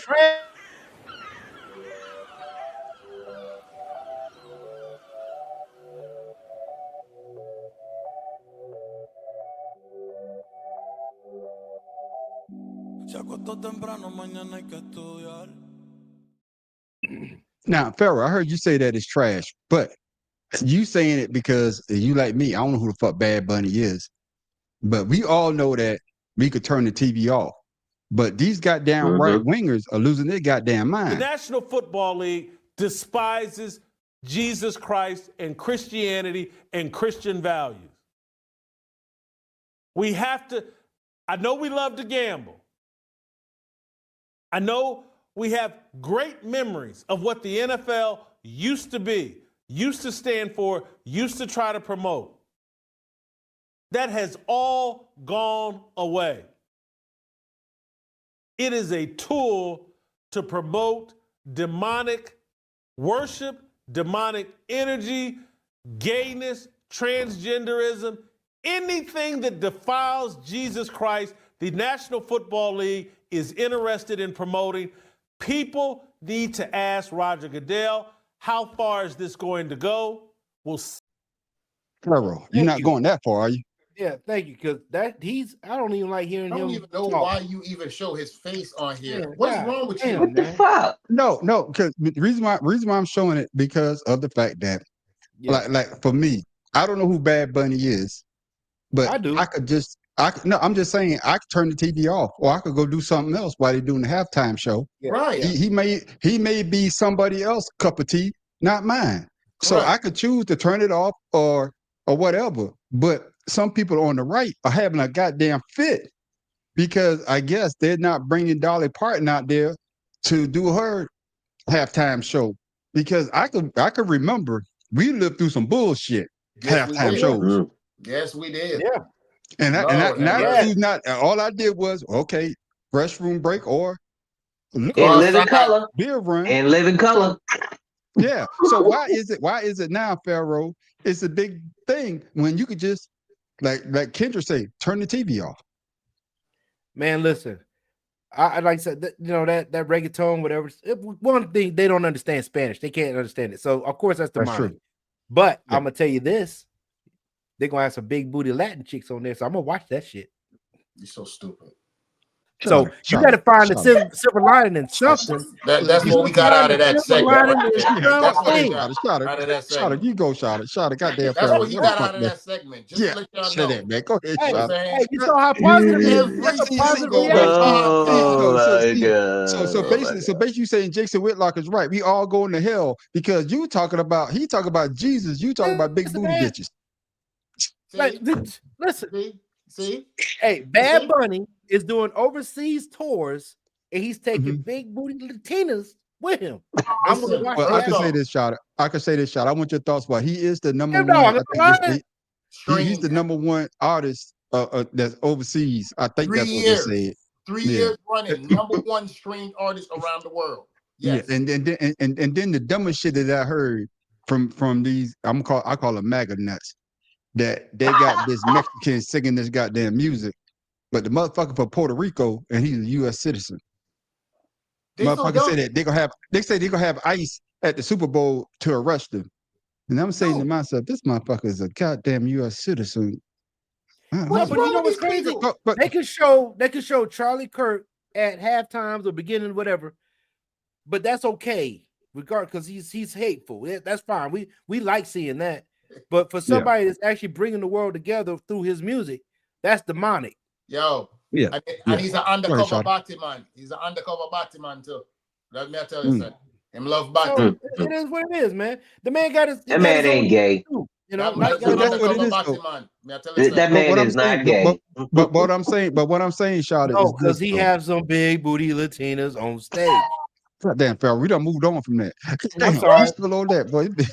But Shot, my question is, not him. My question is that just like anything that comes on television, you can either sit there and watch it or turn the channel, or you can turn it off. And that's why I don't understand where all this animosity is coming from. This person being up on the biggest stage is the Super Bowl. If you don't want to watch it, don't watch it. Go do something else.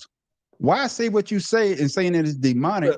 Or better yet, I cut the video because he basically said that we might as well have the devil flip the damn coin. Why go that for? The United States is the devil, man on the street. Yeah, that's why they I got it. But like I'm just saying. No, but what I'm just saying is that why not me? Why is he acting like that? Yeah, like that's why they we haven't seen that bullshit before. Go ahead, need Sean. for Pharaoh to stop acting like that, bro. We don't have Jimmy Kimmel kind of money. So don't be on here saying reckless stuff out your mouth. You understand what I'm saying? That's the first thing. You understand? We don't know those kind of people. So you watch what you say on Buns in the cat not lie. Now, back to you, man, on the street for putting that little demon seed pan here so everybody can see the battle of a man there. Jason, he ain't gay. That man there is the worst person you can put on TV, because this is what these people love. They love the controversy. The same thing that's going on with the little all-white town in Arkansas. Them out there running. We don't care. Go out there and do your thing. Now you're begging for people to pay some attention. We don't care. We don't care. And that's the part. That's where I'm gonna burn that shit down. And that's what I'm saying, Tim Dog. It's the fact that we look at this, and like I say, I can't name one Bad Bunny song. I can't name one Bad Bunny song.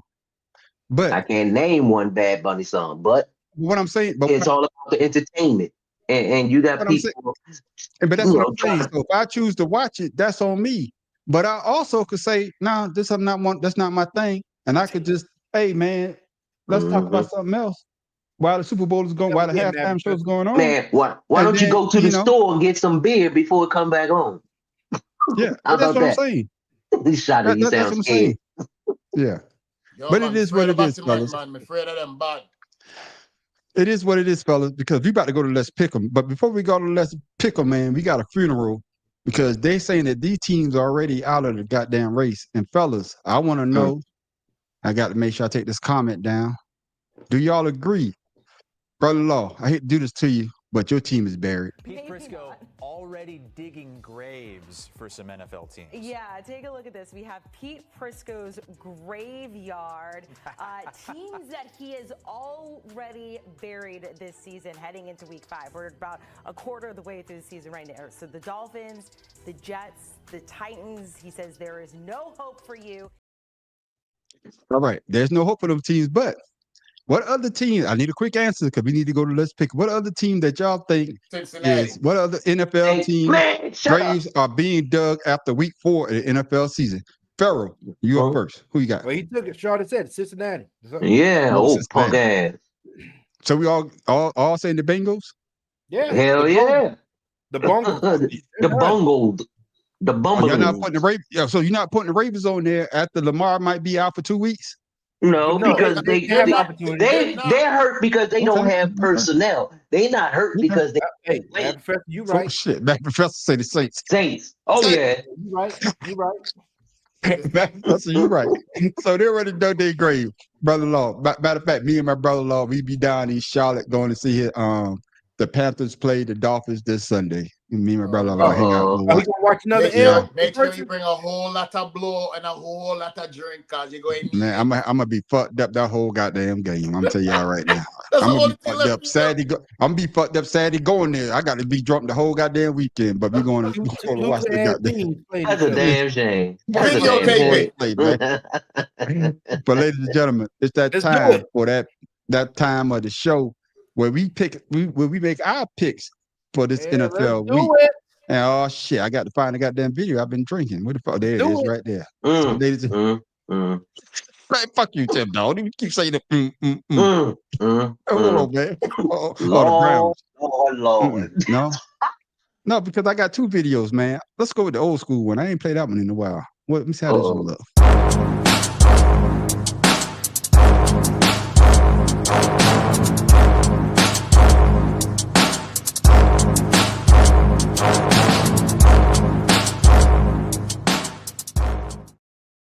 Man, I don't like that ever one. play I don't like Ed that one. I don't Bundy like that one.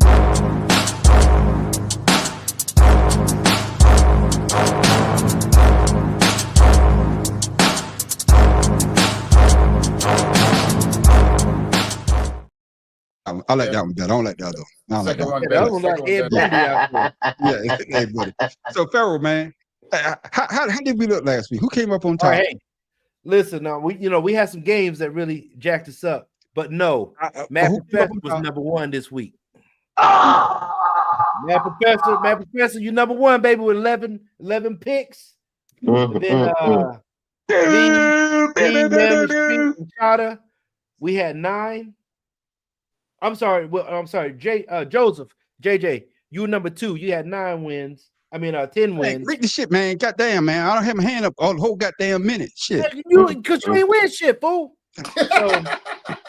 So Joe, you was number 2 with 10 wins, and then me, Shada, and Amanda Street had 9. Tim Dog, you had a measly 6, dog. I know. Only one know. person beat you, and that was One Direction with 1 win. Because his ass didn't even pick anything but the first game. But overall, who's number 1? So overall, Man on the Street is still ahead, 41. Then I'm with 39. Shada, you with 38. You tied with Matt Professor. Then it's Tim Dog. JJ, and then Tim Dog. Bring it up the rear. Tim Dog is at the bottom of the barrel. Bottom of the barrel. He's down there with the soot. With the soot. Tim Dog, I stood up Tim Dog because your face is in line with your name. That's okay. You understand what I'm saying? It ain't over. All I'm saying, it's not over. So shut it up.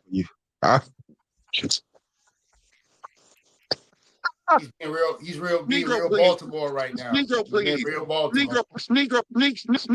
Yeah, we know about that South Carolina math. It ain't there. All right, let's go, man. Let's go, man. Let's go. Man. First game, we got the Niners and the Rams. Ting, what we got? What's the spread? Oof. All right, so we have the Rams at home, -7.5. So right now, the 49ers is up 7 points. And we playing the spread. So who you got there, Shada? 49ers or the Rams? I'm going with the Rams. Shada got the Rams. Anybody picking the 49ers? Let's do it that way. Anybody picking the 49ers? Because Purdy not started. He's out. This toe is That's right. Anybody taking the 49ers? You got turf toe. Yeah. He needed Mad Professor. See that shit later. We all going with the goddamn Rams on that one. But Right. fuck you. That's all I got to Joe say got the about Rams. that. Fuck I know you. you Where's can Joe either, at? Joe you ain't either say put yours up. Yeah, he got the Rams. Oh, So you need to put it up here, Matt Professor. Make sure you send in the text, in the group text. All right. Next up, fellas, Gabriel. Gabriel's got his first start, and of course, last week we all went the opposite way. Mhm. And the Giants started that rookie quarterback, and he went out there and got that W. So, yeah. Pharaoh King, do you see Gabriel doing the same thing for the Browns this week? No, Minnesota. Carson Wentz is a better quarterback starting. I don't know what the hell Dylan Gabriel was doing. So Minnesota on me for me. And they're negative 4.5 favorites on the road. What you got, Shada? I'm going with Minnesota as well. Makes no sense. There's nothing that makes me want to go to 49ers. Anybody choosing the Browns? Anybody choosing the Browns? Man, Cleveland. That's right. Anybody taking the Browns? Going once, going twice. Everybody rolling with the Vikings. There it is, ladies and gentlemen. Oh shit! Well, you already know about that, this gamer. Love you the only Niner. That means nunner. We got the Cowboys and the Jets. You already know I'm taking the Jets, so I never pick the Cowboys. So, Shada, who you got? I'm going with Dallas the Jets. 2.5. Dallas 2.5 on the road. I'm picking the Jets. So Dallas can kiss my ass. Go ahead, Tim Dog. Go ahead. You already using You it. got Shada? Play to win. I got the Jets. You going to Jets? Okay. Jets. Tim Dog. So he always play to win. You in last place too, so you need all the help you could get. Man, you can kiss my ass because that's what you can do. Why, Give me the girls. That's what I'm saying. I know you about to leave your mom in Baltimore. Why all this hate? See, for the last couple of weeks, man. Because first of all, the only person running their mouth is you. So what does that say? I'm picking on you, Chrome Dome. So Don't you go out and find you a wig. You got Tim Dog. Let me take it. I told you, give me the girls. And then he I'm got taking the girls. All right, then. Yeah. Well, Leonard want to get in. He got Dallas too. He got Dallas and the Browns, and he took the Vikings. All right. Well, he's he special. want Dallas. He's special. I think Joe ain't good and got him with it. I think Eric Glenn gonna get this win because they say that he cussed the damn team out. You can hear it outside of the locker room. And then the Cowboys got up last week to play on Michael Parsons. And how did that end up? In a goddamn tie. So hey, man, I think that was a high scoring ass game too. Come on, man. 40-40. There's two teams. I know. I'm already just know. messing with you. God damn. Jim Dog, what you got? I would never pick. He got the Cowgirls. Oh. You know, I'd never pick the Cowboys. Next up, fellas, we got the Raiders and the Colts. Tim Dog, who you got? Is that Raiders? Yeah, give me Colts. So Seems like they shot Indianapolis is -7 on the road. I mean, at home. There I it got is. Indianapolis. Tim Dog got Indianapolis. Mm-hmm. I'm They're taking playing better Indianapolis ball as well. than the Raiders, so I'm good. Are with you them. taking this shot? Indianapolis. Okay. So Joe with the Colts too. He want to go against me so bad, but he thinking about who's on the team and who's playing. Who man on the street? No, because the Colts look damn good. The my boy coach ain't playing. The Colts, they look damn good. But I think no, give me the Colts, man. Fuck that. Hey, I ain't gonna be stupid. Yeah, give me the Colts. Yeah, give me The coach look damn good. Coach ain't playing. Leonard got the man. Colts. Yeah, give me the All Colts. Next up, we got the Panthers and the Dolphins. Oh my God. So Carolina, I mean Miami's what 1.5 on the road. Give me Then they Miami. down. You going Yeah. Miami, Shada? Give me Miami. I'm gonna be in Charlotte this weekend, so give me the goddamn Dolphins as well. That's just a loss. I'm going with just waiting to Carolina because happen. Carolina is not going to lose Yeah. at home. So I'm gonna go with Carolina too. He's just supporting his brother-in-law. I get that. Nope, Tim Dog, go what with you the got? Dolphins. I said Carolina because the because Bryce Young, he's getting better. He just doesn't have a really good supporting cast, but he's making do what he has. Joe, And only reason I'm taking the Dolphins, and I believe that the Dolphins has a better with Landry is a better wide receiver than what the Panthers have, and that's the only reason I'm picking them. And if they had two of it, shit, it's too late. See, Yeah, now I'm he going about, with the now Dolphins, man. look at you. Yeah, yes, no. I know, man. Shit, man. David, brother-in-law. If I get in last place, brother-in-law, you walking back from Charlotte. I'm gonna let you know that right now. Shit, that's a long damn walk. Don't do next your up, fellas, brother-in-law we like got. that. Hell yeah. Next up, fellas. You already know These we got the shoes were Broncos and the made Eagles. for walking in your ass, walking right back You said, home. oh, That's right. so We got the Broncos and the Eagles. Philly is -3.5 at home. That means that the Broncos, we playing the spread, the Broncos got 3 points right now at people at home. So, Shada, who you got? Where they playing at? In Philly. Philly. Lincoln. In Philly. No way. The Eagles. Yeah, I got Philadelphia this game. Anybody picking Denver? Nobody picking the Browns. I mean, Hold the on, man, Broncos.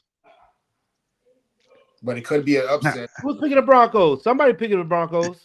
And the reason why it could be an upset, the reason why I'm glad you say that, Shada, the reason why it could be an upset is because of, like, my man had 156 yards, I believe, in the first half, and he had no throwing yards the second half. And of course, they want to try to get A.J. Brown into the game. I can see them trying to force the ball to A.J. Brown, and some turnovers can cost this game to go either way. Because if you think about it, if you think about the way that the Eagles have been winning, you know, my team, the way they've been winning, if it wasn't for the special team, we may have a couple of L's.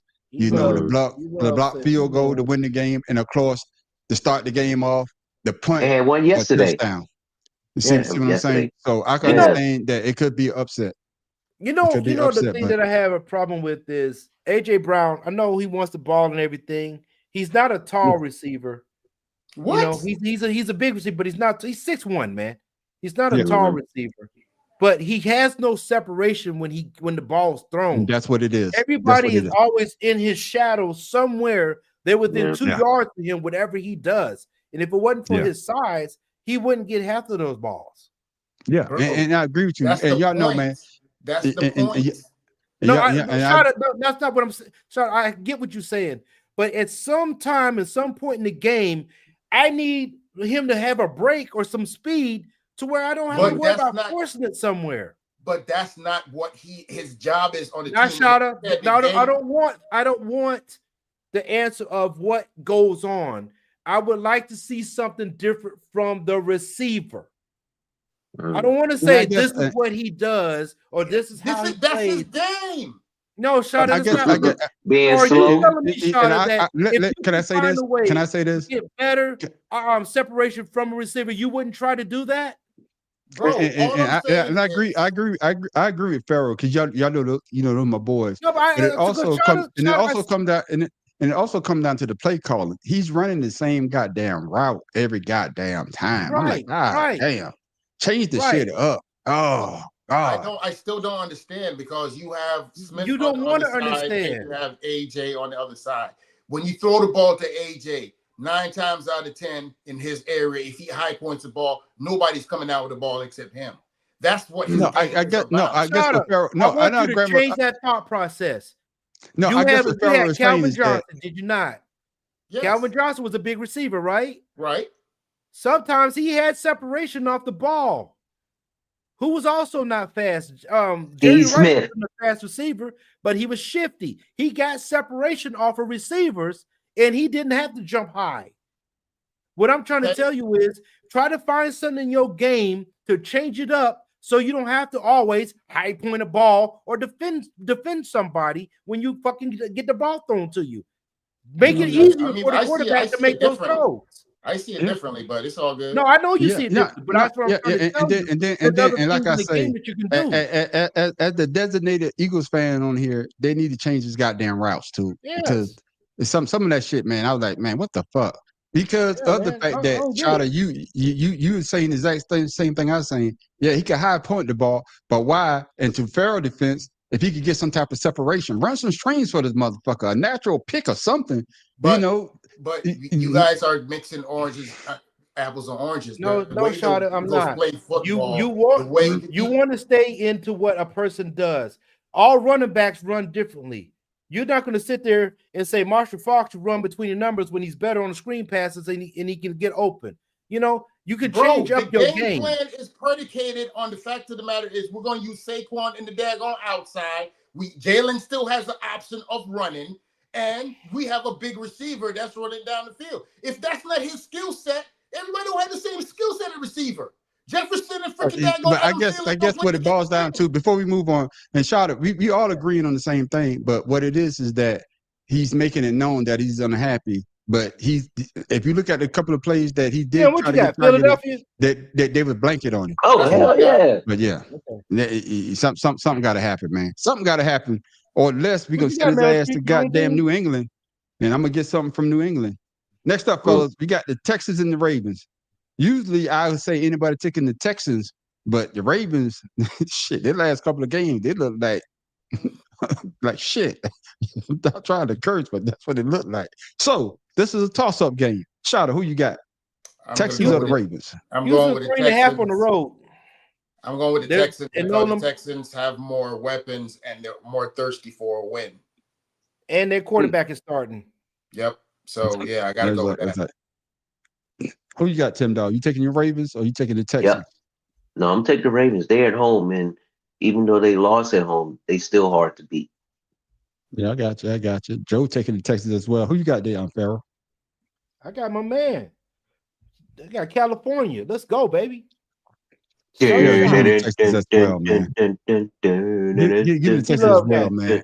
Even though they got Cooper Rush as the starting quarterback, the Ravens defense is giving up the draws like Tim Dog on Saturday night after he had too many goddamn margaritas. You get anything out of Tim I don't Dog even drink on margaritas. Saturday night. If he drink margaritas, boy, he be down there No, poles and like shit. man on the street drink when he on the Better Than Sex Sports podcast. How about that? No, man, you got to come better than that. You just got to break some yak if you want to get in these draws. So what? You got Houston? Yeah, I'm taking the Texans in that one, man. I'm the only one taking B-More. Yeah. Hey, did I'm we the one pick the taking your Giants team. in New Orleans yet? I ain't got down to them yet. No, we haven't got there yet. I ain't got to them yet. That's all But right. since you on it, When they though, win, I since don't you- want to hear no shit. But since you call it though, the Giants in New Orleans. Anybody picking the Saints? Anybody picking the Aints? Hey, the Saints are Aints favorite going man, one. at home. The Saints are favorite now. Anybody picking the Aints? Anybody picking the Aints? I am. Okay. Oh, One you lucky picking soul. the Charlie Kirk supporters? All right. Yeah. So what, yeah. man? What about you? What about you, Shada? Who you got? Yeah. That's my God. Supporters, man. That's my God. Well, the Giants. Hey, the Giants did the same thing. So Yeah. I'm gonna So you take got the Shada? I'm taking the Saints. God damn. oh, shot it with the Saints too. All right. Hey, Man, y'all give me do the know goddamn Giants. New Orleans is Oh, fuck that. no. What Yeah, Joseph? give me the what Joseph goddamn got? Giants, man. Yeah. Yeah, Yeah, Scottaboo. I'm Scottaboo. going with Scottaboo. That's right. That's the running back name, Scottaboo. Give me Yeah, I know. Scottaboo. That Yeah. motherfucker can't run. Yeah. Scottaboo. That's what I got. Who you got, Farrell? Manager, you going with Scatterboo? Yeah, I'm going with Scottaboo too, man. Yeah. All right. Now who you Now we're got? going to the 4:00 games. No, Let's no, do no. it. Who you got? No, you ain't say who you got. Yeah, I said the See, G-Man. I said the G-Man. Yeah, the You G-Man. need to say the shit because you can switch your shit. If you don't say shit, then you can try to win. Because I see how Man, Farrell, look, I ain't know switched you. nothing, man. Lord. Farrell, now, fuck you, Farrell. I know how you go. You be cheating the shit. You don't say your team. Well, why am the I other in team, third you- place? Yeah, I don't give a damn, but you a cheat though. How you know that you ain't cheat to get in third place? You might be I'm in behind third Tim, though. place if I'm switching shit. That makes no Integrity. sense. Integrity. Yeah. All right, I'm just making Integrity. sure. There's no All trust. right, Next man. up, No fellas, trust we in got this the circle. Titans. You got the Titans and the Cardinals, man. Who y'all got? Who I'm you taking got? the- Oh I'm man, taking- hey, bobblehead all day on this one. Yes, sir. Yeah. Yeah, I'm thinking bobblehead, man. Tennessee's in the Anybody grave, taking remember? Tennessee? Yeah, Anybody taking take- I Tennessee? can't do it, man. I can't do Tennessee, man. I can't do Tennessee, man. They in the graveyard, remember? Yeah. Oh yeah. Goddamn, Sean. I forgot they in the graveyard. Yeah. But they hey, Watchful Call It was in the graveyard Whoa. last year, but they got it Uh. Zoom and they damn sure. I think they made the playoff. The goddamn Green Bay Packers. The Green Bay Packers didn't look good starting out last year either. The But Green Bay somehow they Packers brother- defense was something last year. They were top 5. What's wrong with you? Thank you, Sean. Not only that, I'm just- not only that, Jordan Love didn't play the full season until Nope. the end of the season. Got it. I'm trying to keep Tim Dog in last place. I'm trying to get You try can't to keep me in try last to place. shit See, him. I can do Try to that. get him to say, So man, don't man, worry shit, you about right. it. Let me You get the worried- Titans. you worried you about fucking it me. up, man. Bobblehead or You not, worried man. about me? Everybody going with bobblehead. Yeah. Yeah, everybody going Yeah. bobblehead on that. Up next, fellas. Oh, Shot, I'm gonna give you first choice on this. Buccaneers against the well, I know you're not picking the Seahawks. You know, The sea damn pigeons. well there is no way on God's green earth I'm gonna pick them sea bitches over my Yeah, that's messed up. Hey man, The them sea jokers are pigeons. favored at home 3.5. I don't Yeah. care. I can't stand them so much. I'm gonna take this one, man. Give me the Buccaneers, man. I got The Buccaneers are really balling. And like I say, if it wasn't for that block punt, the Eagles is in trouble because we didn't do shit the second half. So yeah, give me the Buccaneers. Baker Mayfield is starting to show me that he is a number one quarterback in this league. I'm starting to get impressed with Baker, man. I'm just saying for me, Charlotte, not you. I'm just saying for me. But yeah, give me the Bucks on that one. Tim, who you got? Hey, I'm going with the home team because Yeah. boy is still not going to be 100% coming off this week if he plays, and then you still got Chris Godwin. So I'm not trusting those two guys with up and coming Baker Mayfield. Kiss my ass. I'm going with the home team. All right, then. There it is. Yeah. See, who you Me see too. got- Me too. Me too. Okay, you got Seahawks on that one then. Okay, then Yeah. fellas, next up we got Lions and the Bengals. Anybody picking Anybody taking the Cincinnati? Bengals? Yeah, Man. Cincinnati. You love Oh, who you one- got? You love? Gotta get you in. I gotta He get in got the for you. Buccaneers. He got Buccaneers. Going once, going twice, sold to the Lions. We all riding with that line.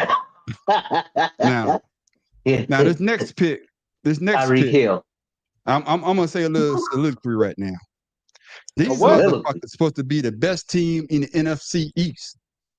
These motherfuckers went all the way down to Atlanta. Somebody I know, man on the street, I ain't be able to watch the game with you tomorrow. I got tickets, so I'm gonna ride all the way to Atlanta. I'm gonna watch the game. Pharaoh, you sure you want to do that? Yeah, man, because we're gonna go down there, we're gonna skull fuck these motherfuckers. Pharaoh, man, you ain't played the game Hey yet. man, they know goddamn way I said all that bullshit right there. Let me finish what I'm saying, man. This is my lie. You just hold a goddamn head. I'm telling this lie. This is my lie. That's a damn shame.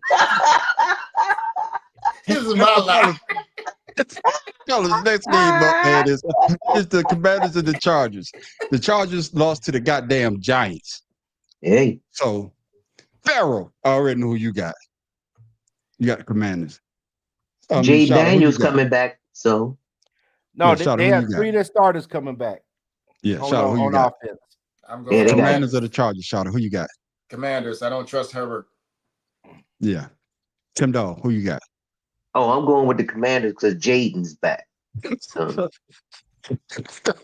Damn, Joe He said said Barrett had flashbacks. flashback. He did For look nice out there. I Tennessee. ain't gonna front. Tennessee. Hey, Joe. Hey, Joe. Oh, he played for Atlanta Listen, man, too. I watched that flashback. Oh, yeah, in that's real right. time. Yeah. Mariota played for Atlanta too. Yeah, give me Danny Commanders Atlanta. on I this watched one. Atlanta as well. That joker Yeah, give gave me- a rookie an interception in the end zone, man. Come on now. Yeah. Give me Atlanta on that one. I mean, give me see, I got Atlanta on my mind. Give me the Chargers as well. I mean, Commanders. Goddamn, fucking up. Commanders. Next up, fellas, we got the Bills and the Patriots. Anybody taking the Patriots? I got Buffalo Anybody for taking the everybody Patriots? already, so don't even worry Yeah, about okay then. Mm, And of course, the mm. last game, fellas, we got the Chiefs and the Jaguars. Okay. Shot, who it. you Wait a got? minute. He love change to the Chargers. Boy, Oh, goddamn it, he one love. lucky soul. I'm Okay, gonna then. have to There go it with. is. I'm gonna have to go with the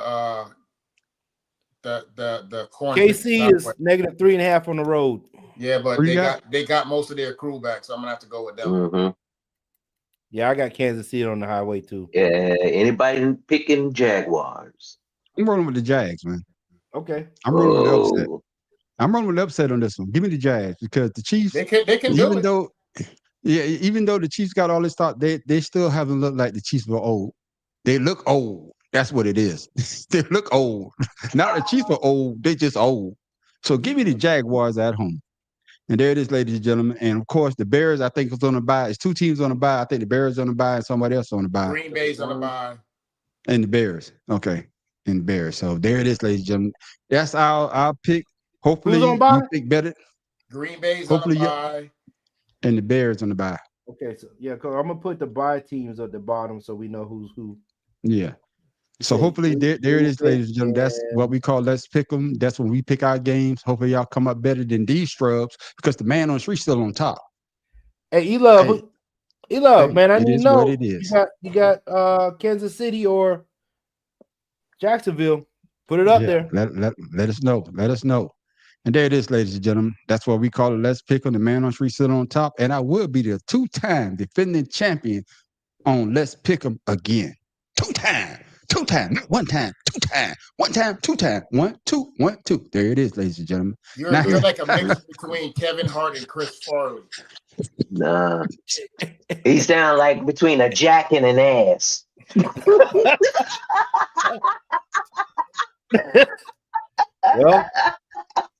Well, I'm gonna leave it at that.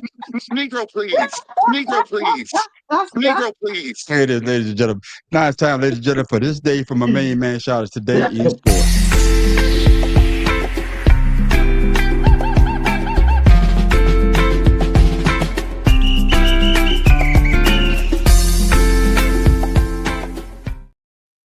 Shout out, what you got for us this week, my brother? Well, I'm sorry, but I'm never get the picture up. Still working with that, but still everybody going to know who I'm talking about when I talk about this one. Today, 1945, World Heavyweight champion Joe Louis was discharged from the U.S. Army after being awarded the Legion of Merit. Yep. So we have one superstar black athlete that was dominated the ring. He went and served. We had one that stood on what he believed and didn't serve, but it was still equally great. So there you have it. Yeah, always been on black, baby. Always been on black. I did it. I dig it. And you know, one thing about that, man, you say that, you know, of course we heard about the first black boxer. That was great. But most people know about Joe Louis and how great he was as a boxer. And then he actually served his country. And in these times, man, it just shows that, and I'm not trying to make this political because of that that Trump and Hegseth did the other day. That pissed me off. You so know, bad. the diversity of the military is just that. You can't take one from the other and expect the military to be as great as it is. And these motherfuckers yesterday, and we're gonna talk about this on Friday. These motherfuckers yesterday went up there and slapped the face of women, people of color, and anything else that they felt as though that wasn't right. I can understand that you want to go back to the standard of the old, but there's a way to do it. Well, there's an old saying. They say you praise people in public and you chastise them behind doors. These motherfuckers went out there and chastised the whole goddamn command structure in front of every goddamn body. When you got the president of the United States who says that he weighs 235 pounds, knowing that he pushing, goddamn it, 330, and you were talking about you tired of seeing fat generals, motherfucker. Look at the goddamn president of the United States, bitch. I mean to go off on fellas, man. I apologize, man. We supposed to be talking about sports, man. I apologize. I apologize, man. Handle your business. Handle your business. It's okay, man. Because I mean, they hit hard. You know what I mean? Yeah. It is what it is, hard, man. It's sad. Yeah. Goddamn black wine. I like that day, black wine, though. Not the Spanish wine, black wine. Yeah. One direction. Ladies and gentlemen, thank you for that mean man, my main man. Yeah, the Steelers, the Packers, the Falcons, and Bears on by. There it is, ladies. Okay. And there it is, ladies and gentlemen. We only got 14 games. Y'all missing something. Somebody took the Chief. There it is. Leonard said, give him the Chief. There it is. And there it is for my main man, goddamn Shotta with today in sports.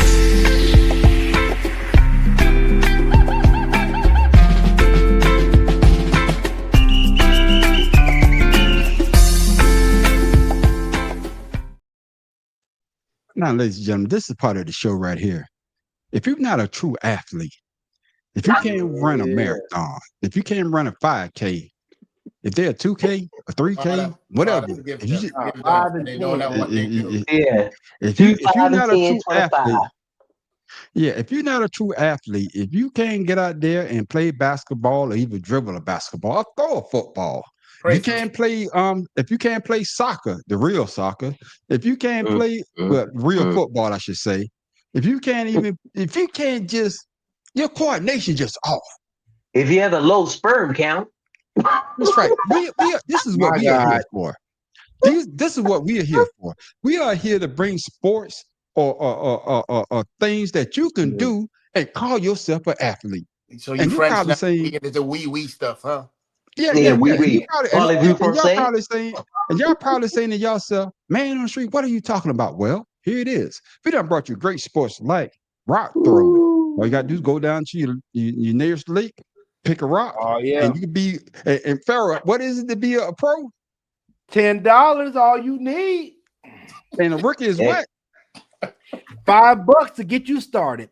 And man on the street is a 10-time you could be a rock throwing champion. If you got an ironing board, all you got to do is go to the top of your house and iron some shit. And it doesn't even have to be iron.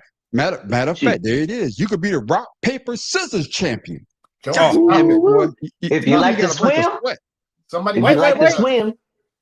Hey, don't forget, you could also you could also make your bed and be a champion folding your sheets on your bed. Y'all know that they can see us and hear us. Just saying, man, we bringing up shit for people that's not a true athlete. If you like to drink and walk, beer mouth. You can do them. See, Shotta, you a hater. Shotta, you a hater. See, you trying to keep these people not to be athletic. See, we trying to help that people to get out there and be athletes. See, you trying to cut these people short, man. Why are you trying to cut these people short, Shotta? Unlike Deion Sanders, we can do this toe wrestling. Fake news. Why you being a hater? Fake news. Well, this is ladies and gentlemen, this is for you. If you got a pet, you done brought your snail racing. Now, if you got a pet rabbit, that's a get out here. If you got a pet rabbit, get out here and have your rabbit do this sport.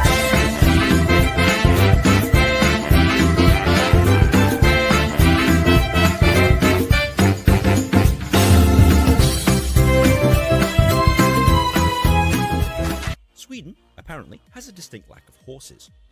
How else do you explain why they chose to do equestrian show jumping with bunny rabbits?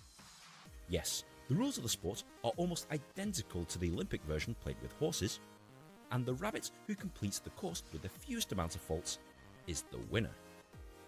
And for those of you who think this is just a gimmick, they now have a World Rabbit Hopping organization that organizes contests around the world. Seriously. It is, ladies and gentlemen. If you got a rabbit, your rabbit could be what's the word they say? I'm about to fuck it up. Jump over. There it is. You could be a rabbit jumping motherfucker. There it is, ladies and gentlemen. Question. Pharaoh King, your thoughts, man. I know you want to get a rabbit. Get your rabbit, get out there and train a man, and jump over those goddamn like a horse. You know, I have a niece that loves rabbits, and that rabbit lazy as fuck. So with that being said, so you can tell her she can do that. No, what I saw on that, those some lazy rabbits. They could even clear the obstacles. So Bugs Bunny is mad as hell right now. Right. I think what's up, whoever did this really didn't think it through. The hobby horse actually is more entertaining. Yeah, I was going to say, I'd rather do hobby horse. Why y'all hitting on the rabbits, man? Don't hit on the rabbit. Like my daughters have had damn near every pet, from daggone a blue gerbil, whatever, something to a rabbit and all that. Blue gerbil? What the fuck? It's an exotic kind of gerbil. It only lives for like 6 months. But that's a local brand. Why you got to say it like that? God damn. I'm only live 6 months. God, why even get one? Hey, that is an absolute waste of money right there, boy. God damn, Shotta, you get this shot. No, Shotta, you get the Negro, please. God damn. Yeah, 6 months. What the hell? That's a lie. Them rabbits don't do that. They had 2 rabbits, and them fat bastards would not daggone move an inch, not even clean the cage. They ain't gonna jump over no damn, what is that? Equestrian, whatever. Right. No, stop it. Stop it. Yeah, I got you. Every time I walked out the house, I think the rabbit barely moved from one side of this doggone enclosure to the other. So I know it ain't gonna jump over no damn obstacles. That lazy damn rabbit looking for a carrot. You ain't there gonna try. Yeah, but my granddaughter, she got a my granddaughter Cardi B, she got a rabbit for Christmas. That's what she wanted. She wanted a rabbit. Now every time I ask her about it, what's the name of the damn rabbit? Bugs. Damn. No, it ain't Bugs. Cause see, I would say Bugs or Thumper. You know, Thumper from Bambi. Don't let her watch Fatal Attraction from the damn 90s. Yeah. But y'all know what's funny though? Bambi is a damn tragedy. Y'all know that, right? That's a tragedy story. Because the damn mother gets shot at the beginning of the goddamn movie. That's guess what? Maybe the mama should have been faster. Shit. I'm just saying, man. Shit, it's just crazy. Bambi You never was a watched nature goddamn shows? tragedy. These creatures gotta grow up like that, man. Hey. Yeah, it is what it is, man. But You gotta get up. ladies and gentlemen, that is our weird sport of the week. She knew she had Bambi doing hunting season. She fucked that up. Tyreek Hill after surgery. Yeah. Too slow. Negro, please. They already got a warrant out for Tyrese and his damn cane Corsos terrorizing Atlanta. Don't give people ideas out here in the streets. And there it is, ladies and gentlemen. That's our weird sport of the week. If you got a weird sport of the week, hey, you can hit me at the man on the it's drj37@gmail.com. Pharaoh, I got yours on deck for next week. Ladies and gentlemen, we look for weird sports because the man on the street tired of looking high and looking low for this bullshit. Well, it's not bullshit because I like to see the expression on the guy's face. They be like Shadow would say, man, I want to apologize because he's just fucking with this bullshit. Where you find this shit at? Shadow's a hater. He put the disclaimer out there. Out here. We want y'all to be athletes. I But want now, to see more shit like phone booth fighting. Oh my God. No. Monkey bar wrestling. How about the monkey bar wrestling? Hey, that shit was fire, man. Yeah, we got shit out there, boy. Yeah. I got clouds to go make and feet to go rub. Come on now. But now We need to introduce that phone booth wrestling at work. Huh? King trivia question of the week.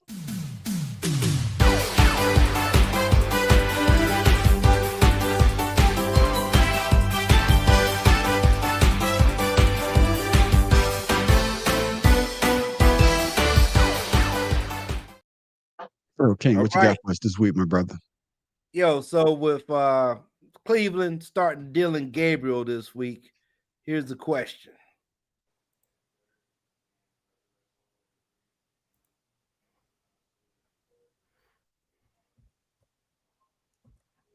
Doug Flutie. Hey, you didn't read that right. The shortest left-handed quarterback to start the NFL game. There you go. I don't know too many left-handed quarterbacks, so I'm guessing my ass off on this one. The only other quarterback worth anything, Michael Vick. Yeah, but he was tall. Michael Vick was tall. Oh, Michael Vick was short. Oh, then Mike Vick. That's the only one I can think of. Hey, I'm doing like I did in high school. I'm doing like I did in high school and grade school. What you say, Shada? You said Michael Vick, left-handed? Yeah. That's right. Yeah, he is left-handed. I'm looking at your paper. Michael Vick. Jason there it is. Garrett? Nah. Michael Vick was at. That's how I got through high school. If I didn't know the answer, just look to my left, look to my right. Somebody got the right answer. So thank you for that, Shada. Kenny Stabler was left-handed. No, I'm going. No, you trying to change my answer. He's saying the short though. I'm going with Michael Vick. I was just naming off quarterbacks. No, you're trying to do like no, because Shada got the answer right. Shada got the answer right. No, it's goddamn it, Michael Vick. Oh, Joe said Drew Brees. Brees was right-handed. Okay, then what's the answer then, Pharaoh? What's the answer?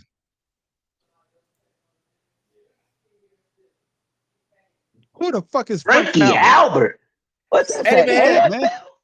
Frankie Albert. Frankie Albert. That, Shada? Who the fuck is that, Pharaoh? I'm sorry, Shada. Who the fuck is that? Hold on. Were they wearing the leather helmets back then? No. What the fuck is that? It was 1947.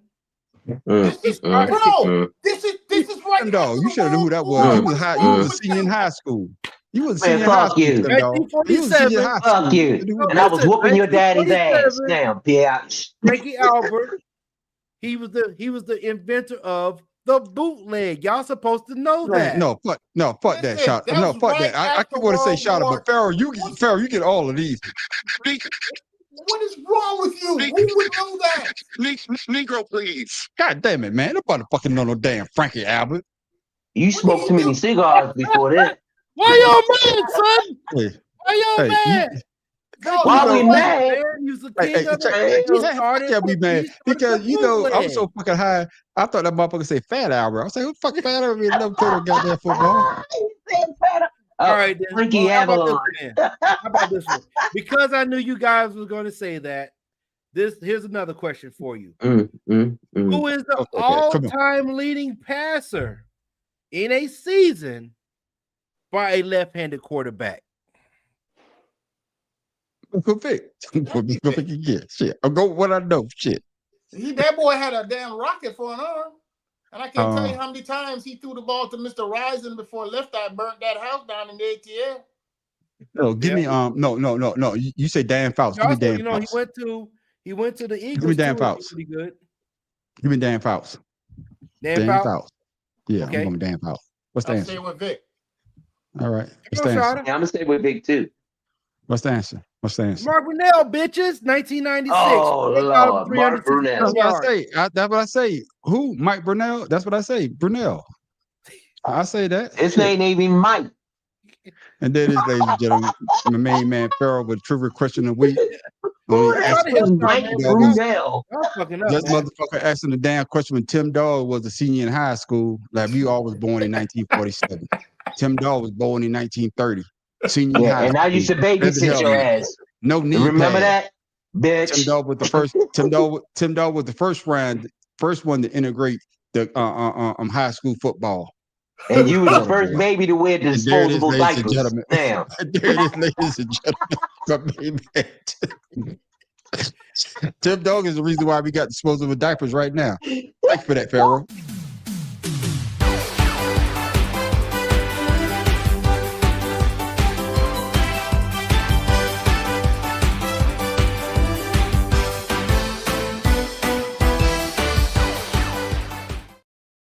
Man, I'm laughing at Shada still. He said, man, who the fuck would know that? Yeah. Hey, I'll let you true. Ladies and gentlemen, before we go, we'd like to give you something to think about. Tim Dog, what you got for the people before we go? And make sure you share social media as well so the people can follow you, my brother. Hey, you can follow me on Instagram, Father's Love 99. It's all about me, my son, and my grandson. And I just have a little FYI, and things that people wonder, like, damn, how the fuck did that happen? But what type of bee is the only bee that can have sex with a queen? Is it the worker bee or the drone bee? Well, actually, it's a drone. The drone is the biggest of the bees, and their only function is to have sex with the queen. So the only way they can have sex is in the sky. But the problem with that is that the drones, after they have some sex, that orgasm just gives them a heart attack, and they just fall out and die. So if I was a drone bee, you looking for love, don't look, because it's gonna kill you. I didn't like that analogy at all. I don't know why we let Tim Dog on the show. I really don't. I didn't like that at all. I'm just letting you know. No, Tim Dog, I like it though. Tim Dog, I changed that. I changed the mind, Tim Dog. I like that too. As soon as you said that, my mind went straight to Honey Nut Cheerios, and that's not what I was talking about. Tim Dog, I agree with Tim Dog. No, he's not a drone bee. He a worker bee because he has a stinger. Drones don't have stingers. Exactly right. Tim Dog, I agree with you because that's the way you want to go. You want to go and nobody else. Well, yeah, Tim Dog. Tim Dog, I wasn't give you a nigga, please, but right on, Tim Dog. I'm not mad at you. You was one of them waiting for the trumpet the other day, wasn't you? No, I was waiting on Dad to bring the limo.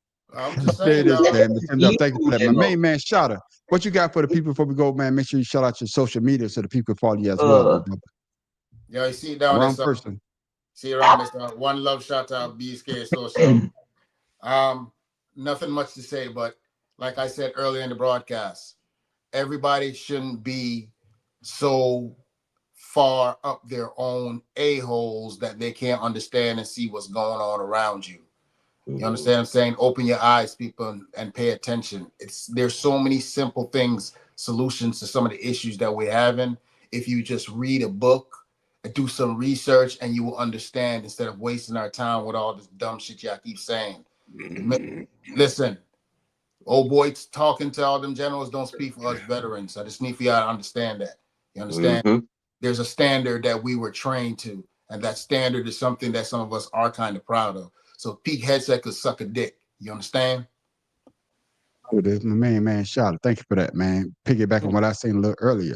My main man, Pharaoh, man. What you got for what you got for the people before we go, man? Make sure you shout out your social media so people can follow you as well, my brother. Hey man, listen. If the sex come without head, take it back, because I ordered the motherfucking combo. Pharaoh King _71, King Ryan Facebook. Beating ass. That's what you ordered. Beating ass. I don't have anything for the people, but I'm gonna piggyback what Charlotte said, man. You know, if you was in the military, you know what's going on. I don't have an issue with what they're doing, going back to the standard, because the standard is what we served under. But I have an issue with how the way they put the message out. To me, it was bitch ass, especially knowing that you never made it to the rank of colonel, lieutenant colonel, and you was in the National Guard as well, and you got DUIs. And Sergeant Bone Spurs, bitch. Yeah, yeah. Then you got bone spurs. So for me, man, that was a bad look. He had a tight ass suit on too. Then all the motherfucking money that you spent to bring all the generals into one position, to put general and the senior brass and senior enlisted, put out that bullshit. You could have saved that. You could put that shit in an email, or you could have get a goddamn video and send it out to the personnel. For that, man, it's just a black eye to me. Nothing. Yeah, to me, they didn't have to say shit. Yeah, to me, that's a black eye. So, shout out, glad you say what you say, but these motherfuckers, man, I feel sorry for the soldiers that serve in this army right now. Like I said, I don't have anything against them going back to the way that we came up under, but times change. You put your hands on these motherfucking soldiers these days, your ass might end up in a goddamn body bag. Because my Joe Sorry found out the hard way. I promise you that. Yeah, but for me, ladies and gentlemen, y'all can find me at The Man on the Street, at The Man on the Street Show on YouTube. You all can follow me at Creative Canvas Expression as well. That's my AI channel. I just put AI art on there. I haven't did it in a while. I keep saying it. I need to put something new on there right now. But you also find us every Friday night at 8 o'clock for Two Cigars and a Blunt. That's our other podcast. Ladies and gentlemen, we talk about politics or whatever. But you want to stick around for the after show called Ashed Out. That's where everybody on the panel gets a chance to talk about what they want to talk about. Usually we go straight. We will make a right turn. But like my main man, Tim Dog, always say, 99%, we can run that bitch right off the goddamn cliff. And that's what we do. But you want to come back next Wednesday night at 7 o'clock for the Better Than Sex Sports Podcast. We talk about sports, and we do it pretty well. You want to interact with us? We want to interact with you. So make sure you tell a friend about us and join us next Wednesday at 7 o'clock. And with that, ladies and gentlemen, I am The Man on the Street. Your boy, Pharaoh King. Tim Dog, who's leaving Be More Careful, and I'll be back next week. Won't see you Friday. I shot her down here in Orlando doing it big still. Enough respect. And there it is, ladies and gentlemen. And hopefully y'all got better picks than us. And Tim Dog was the only one that got that answer right, because he was a senior in high school when Frankie Albert was the first left-handed quarterback. Peace. Y'all have a blessed night. Be safe out there.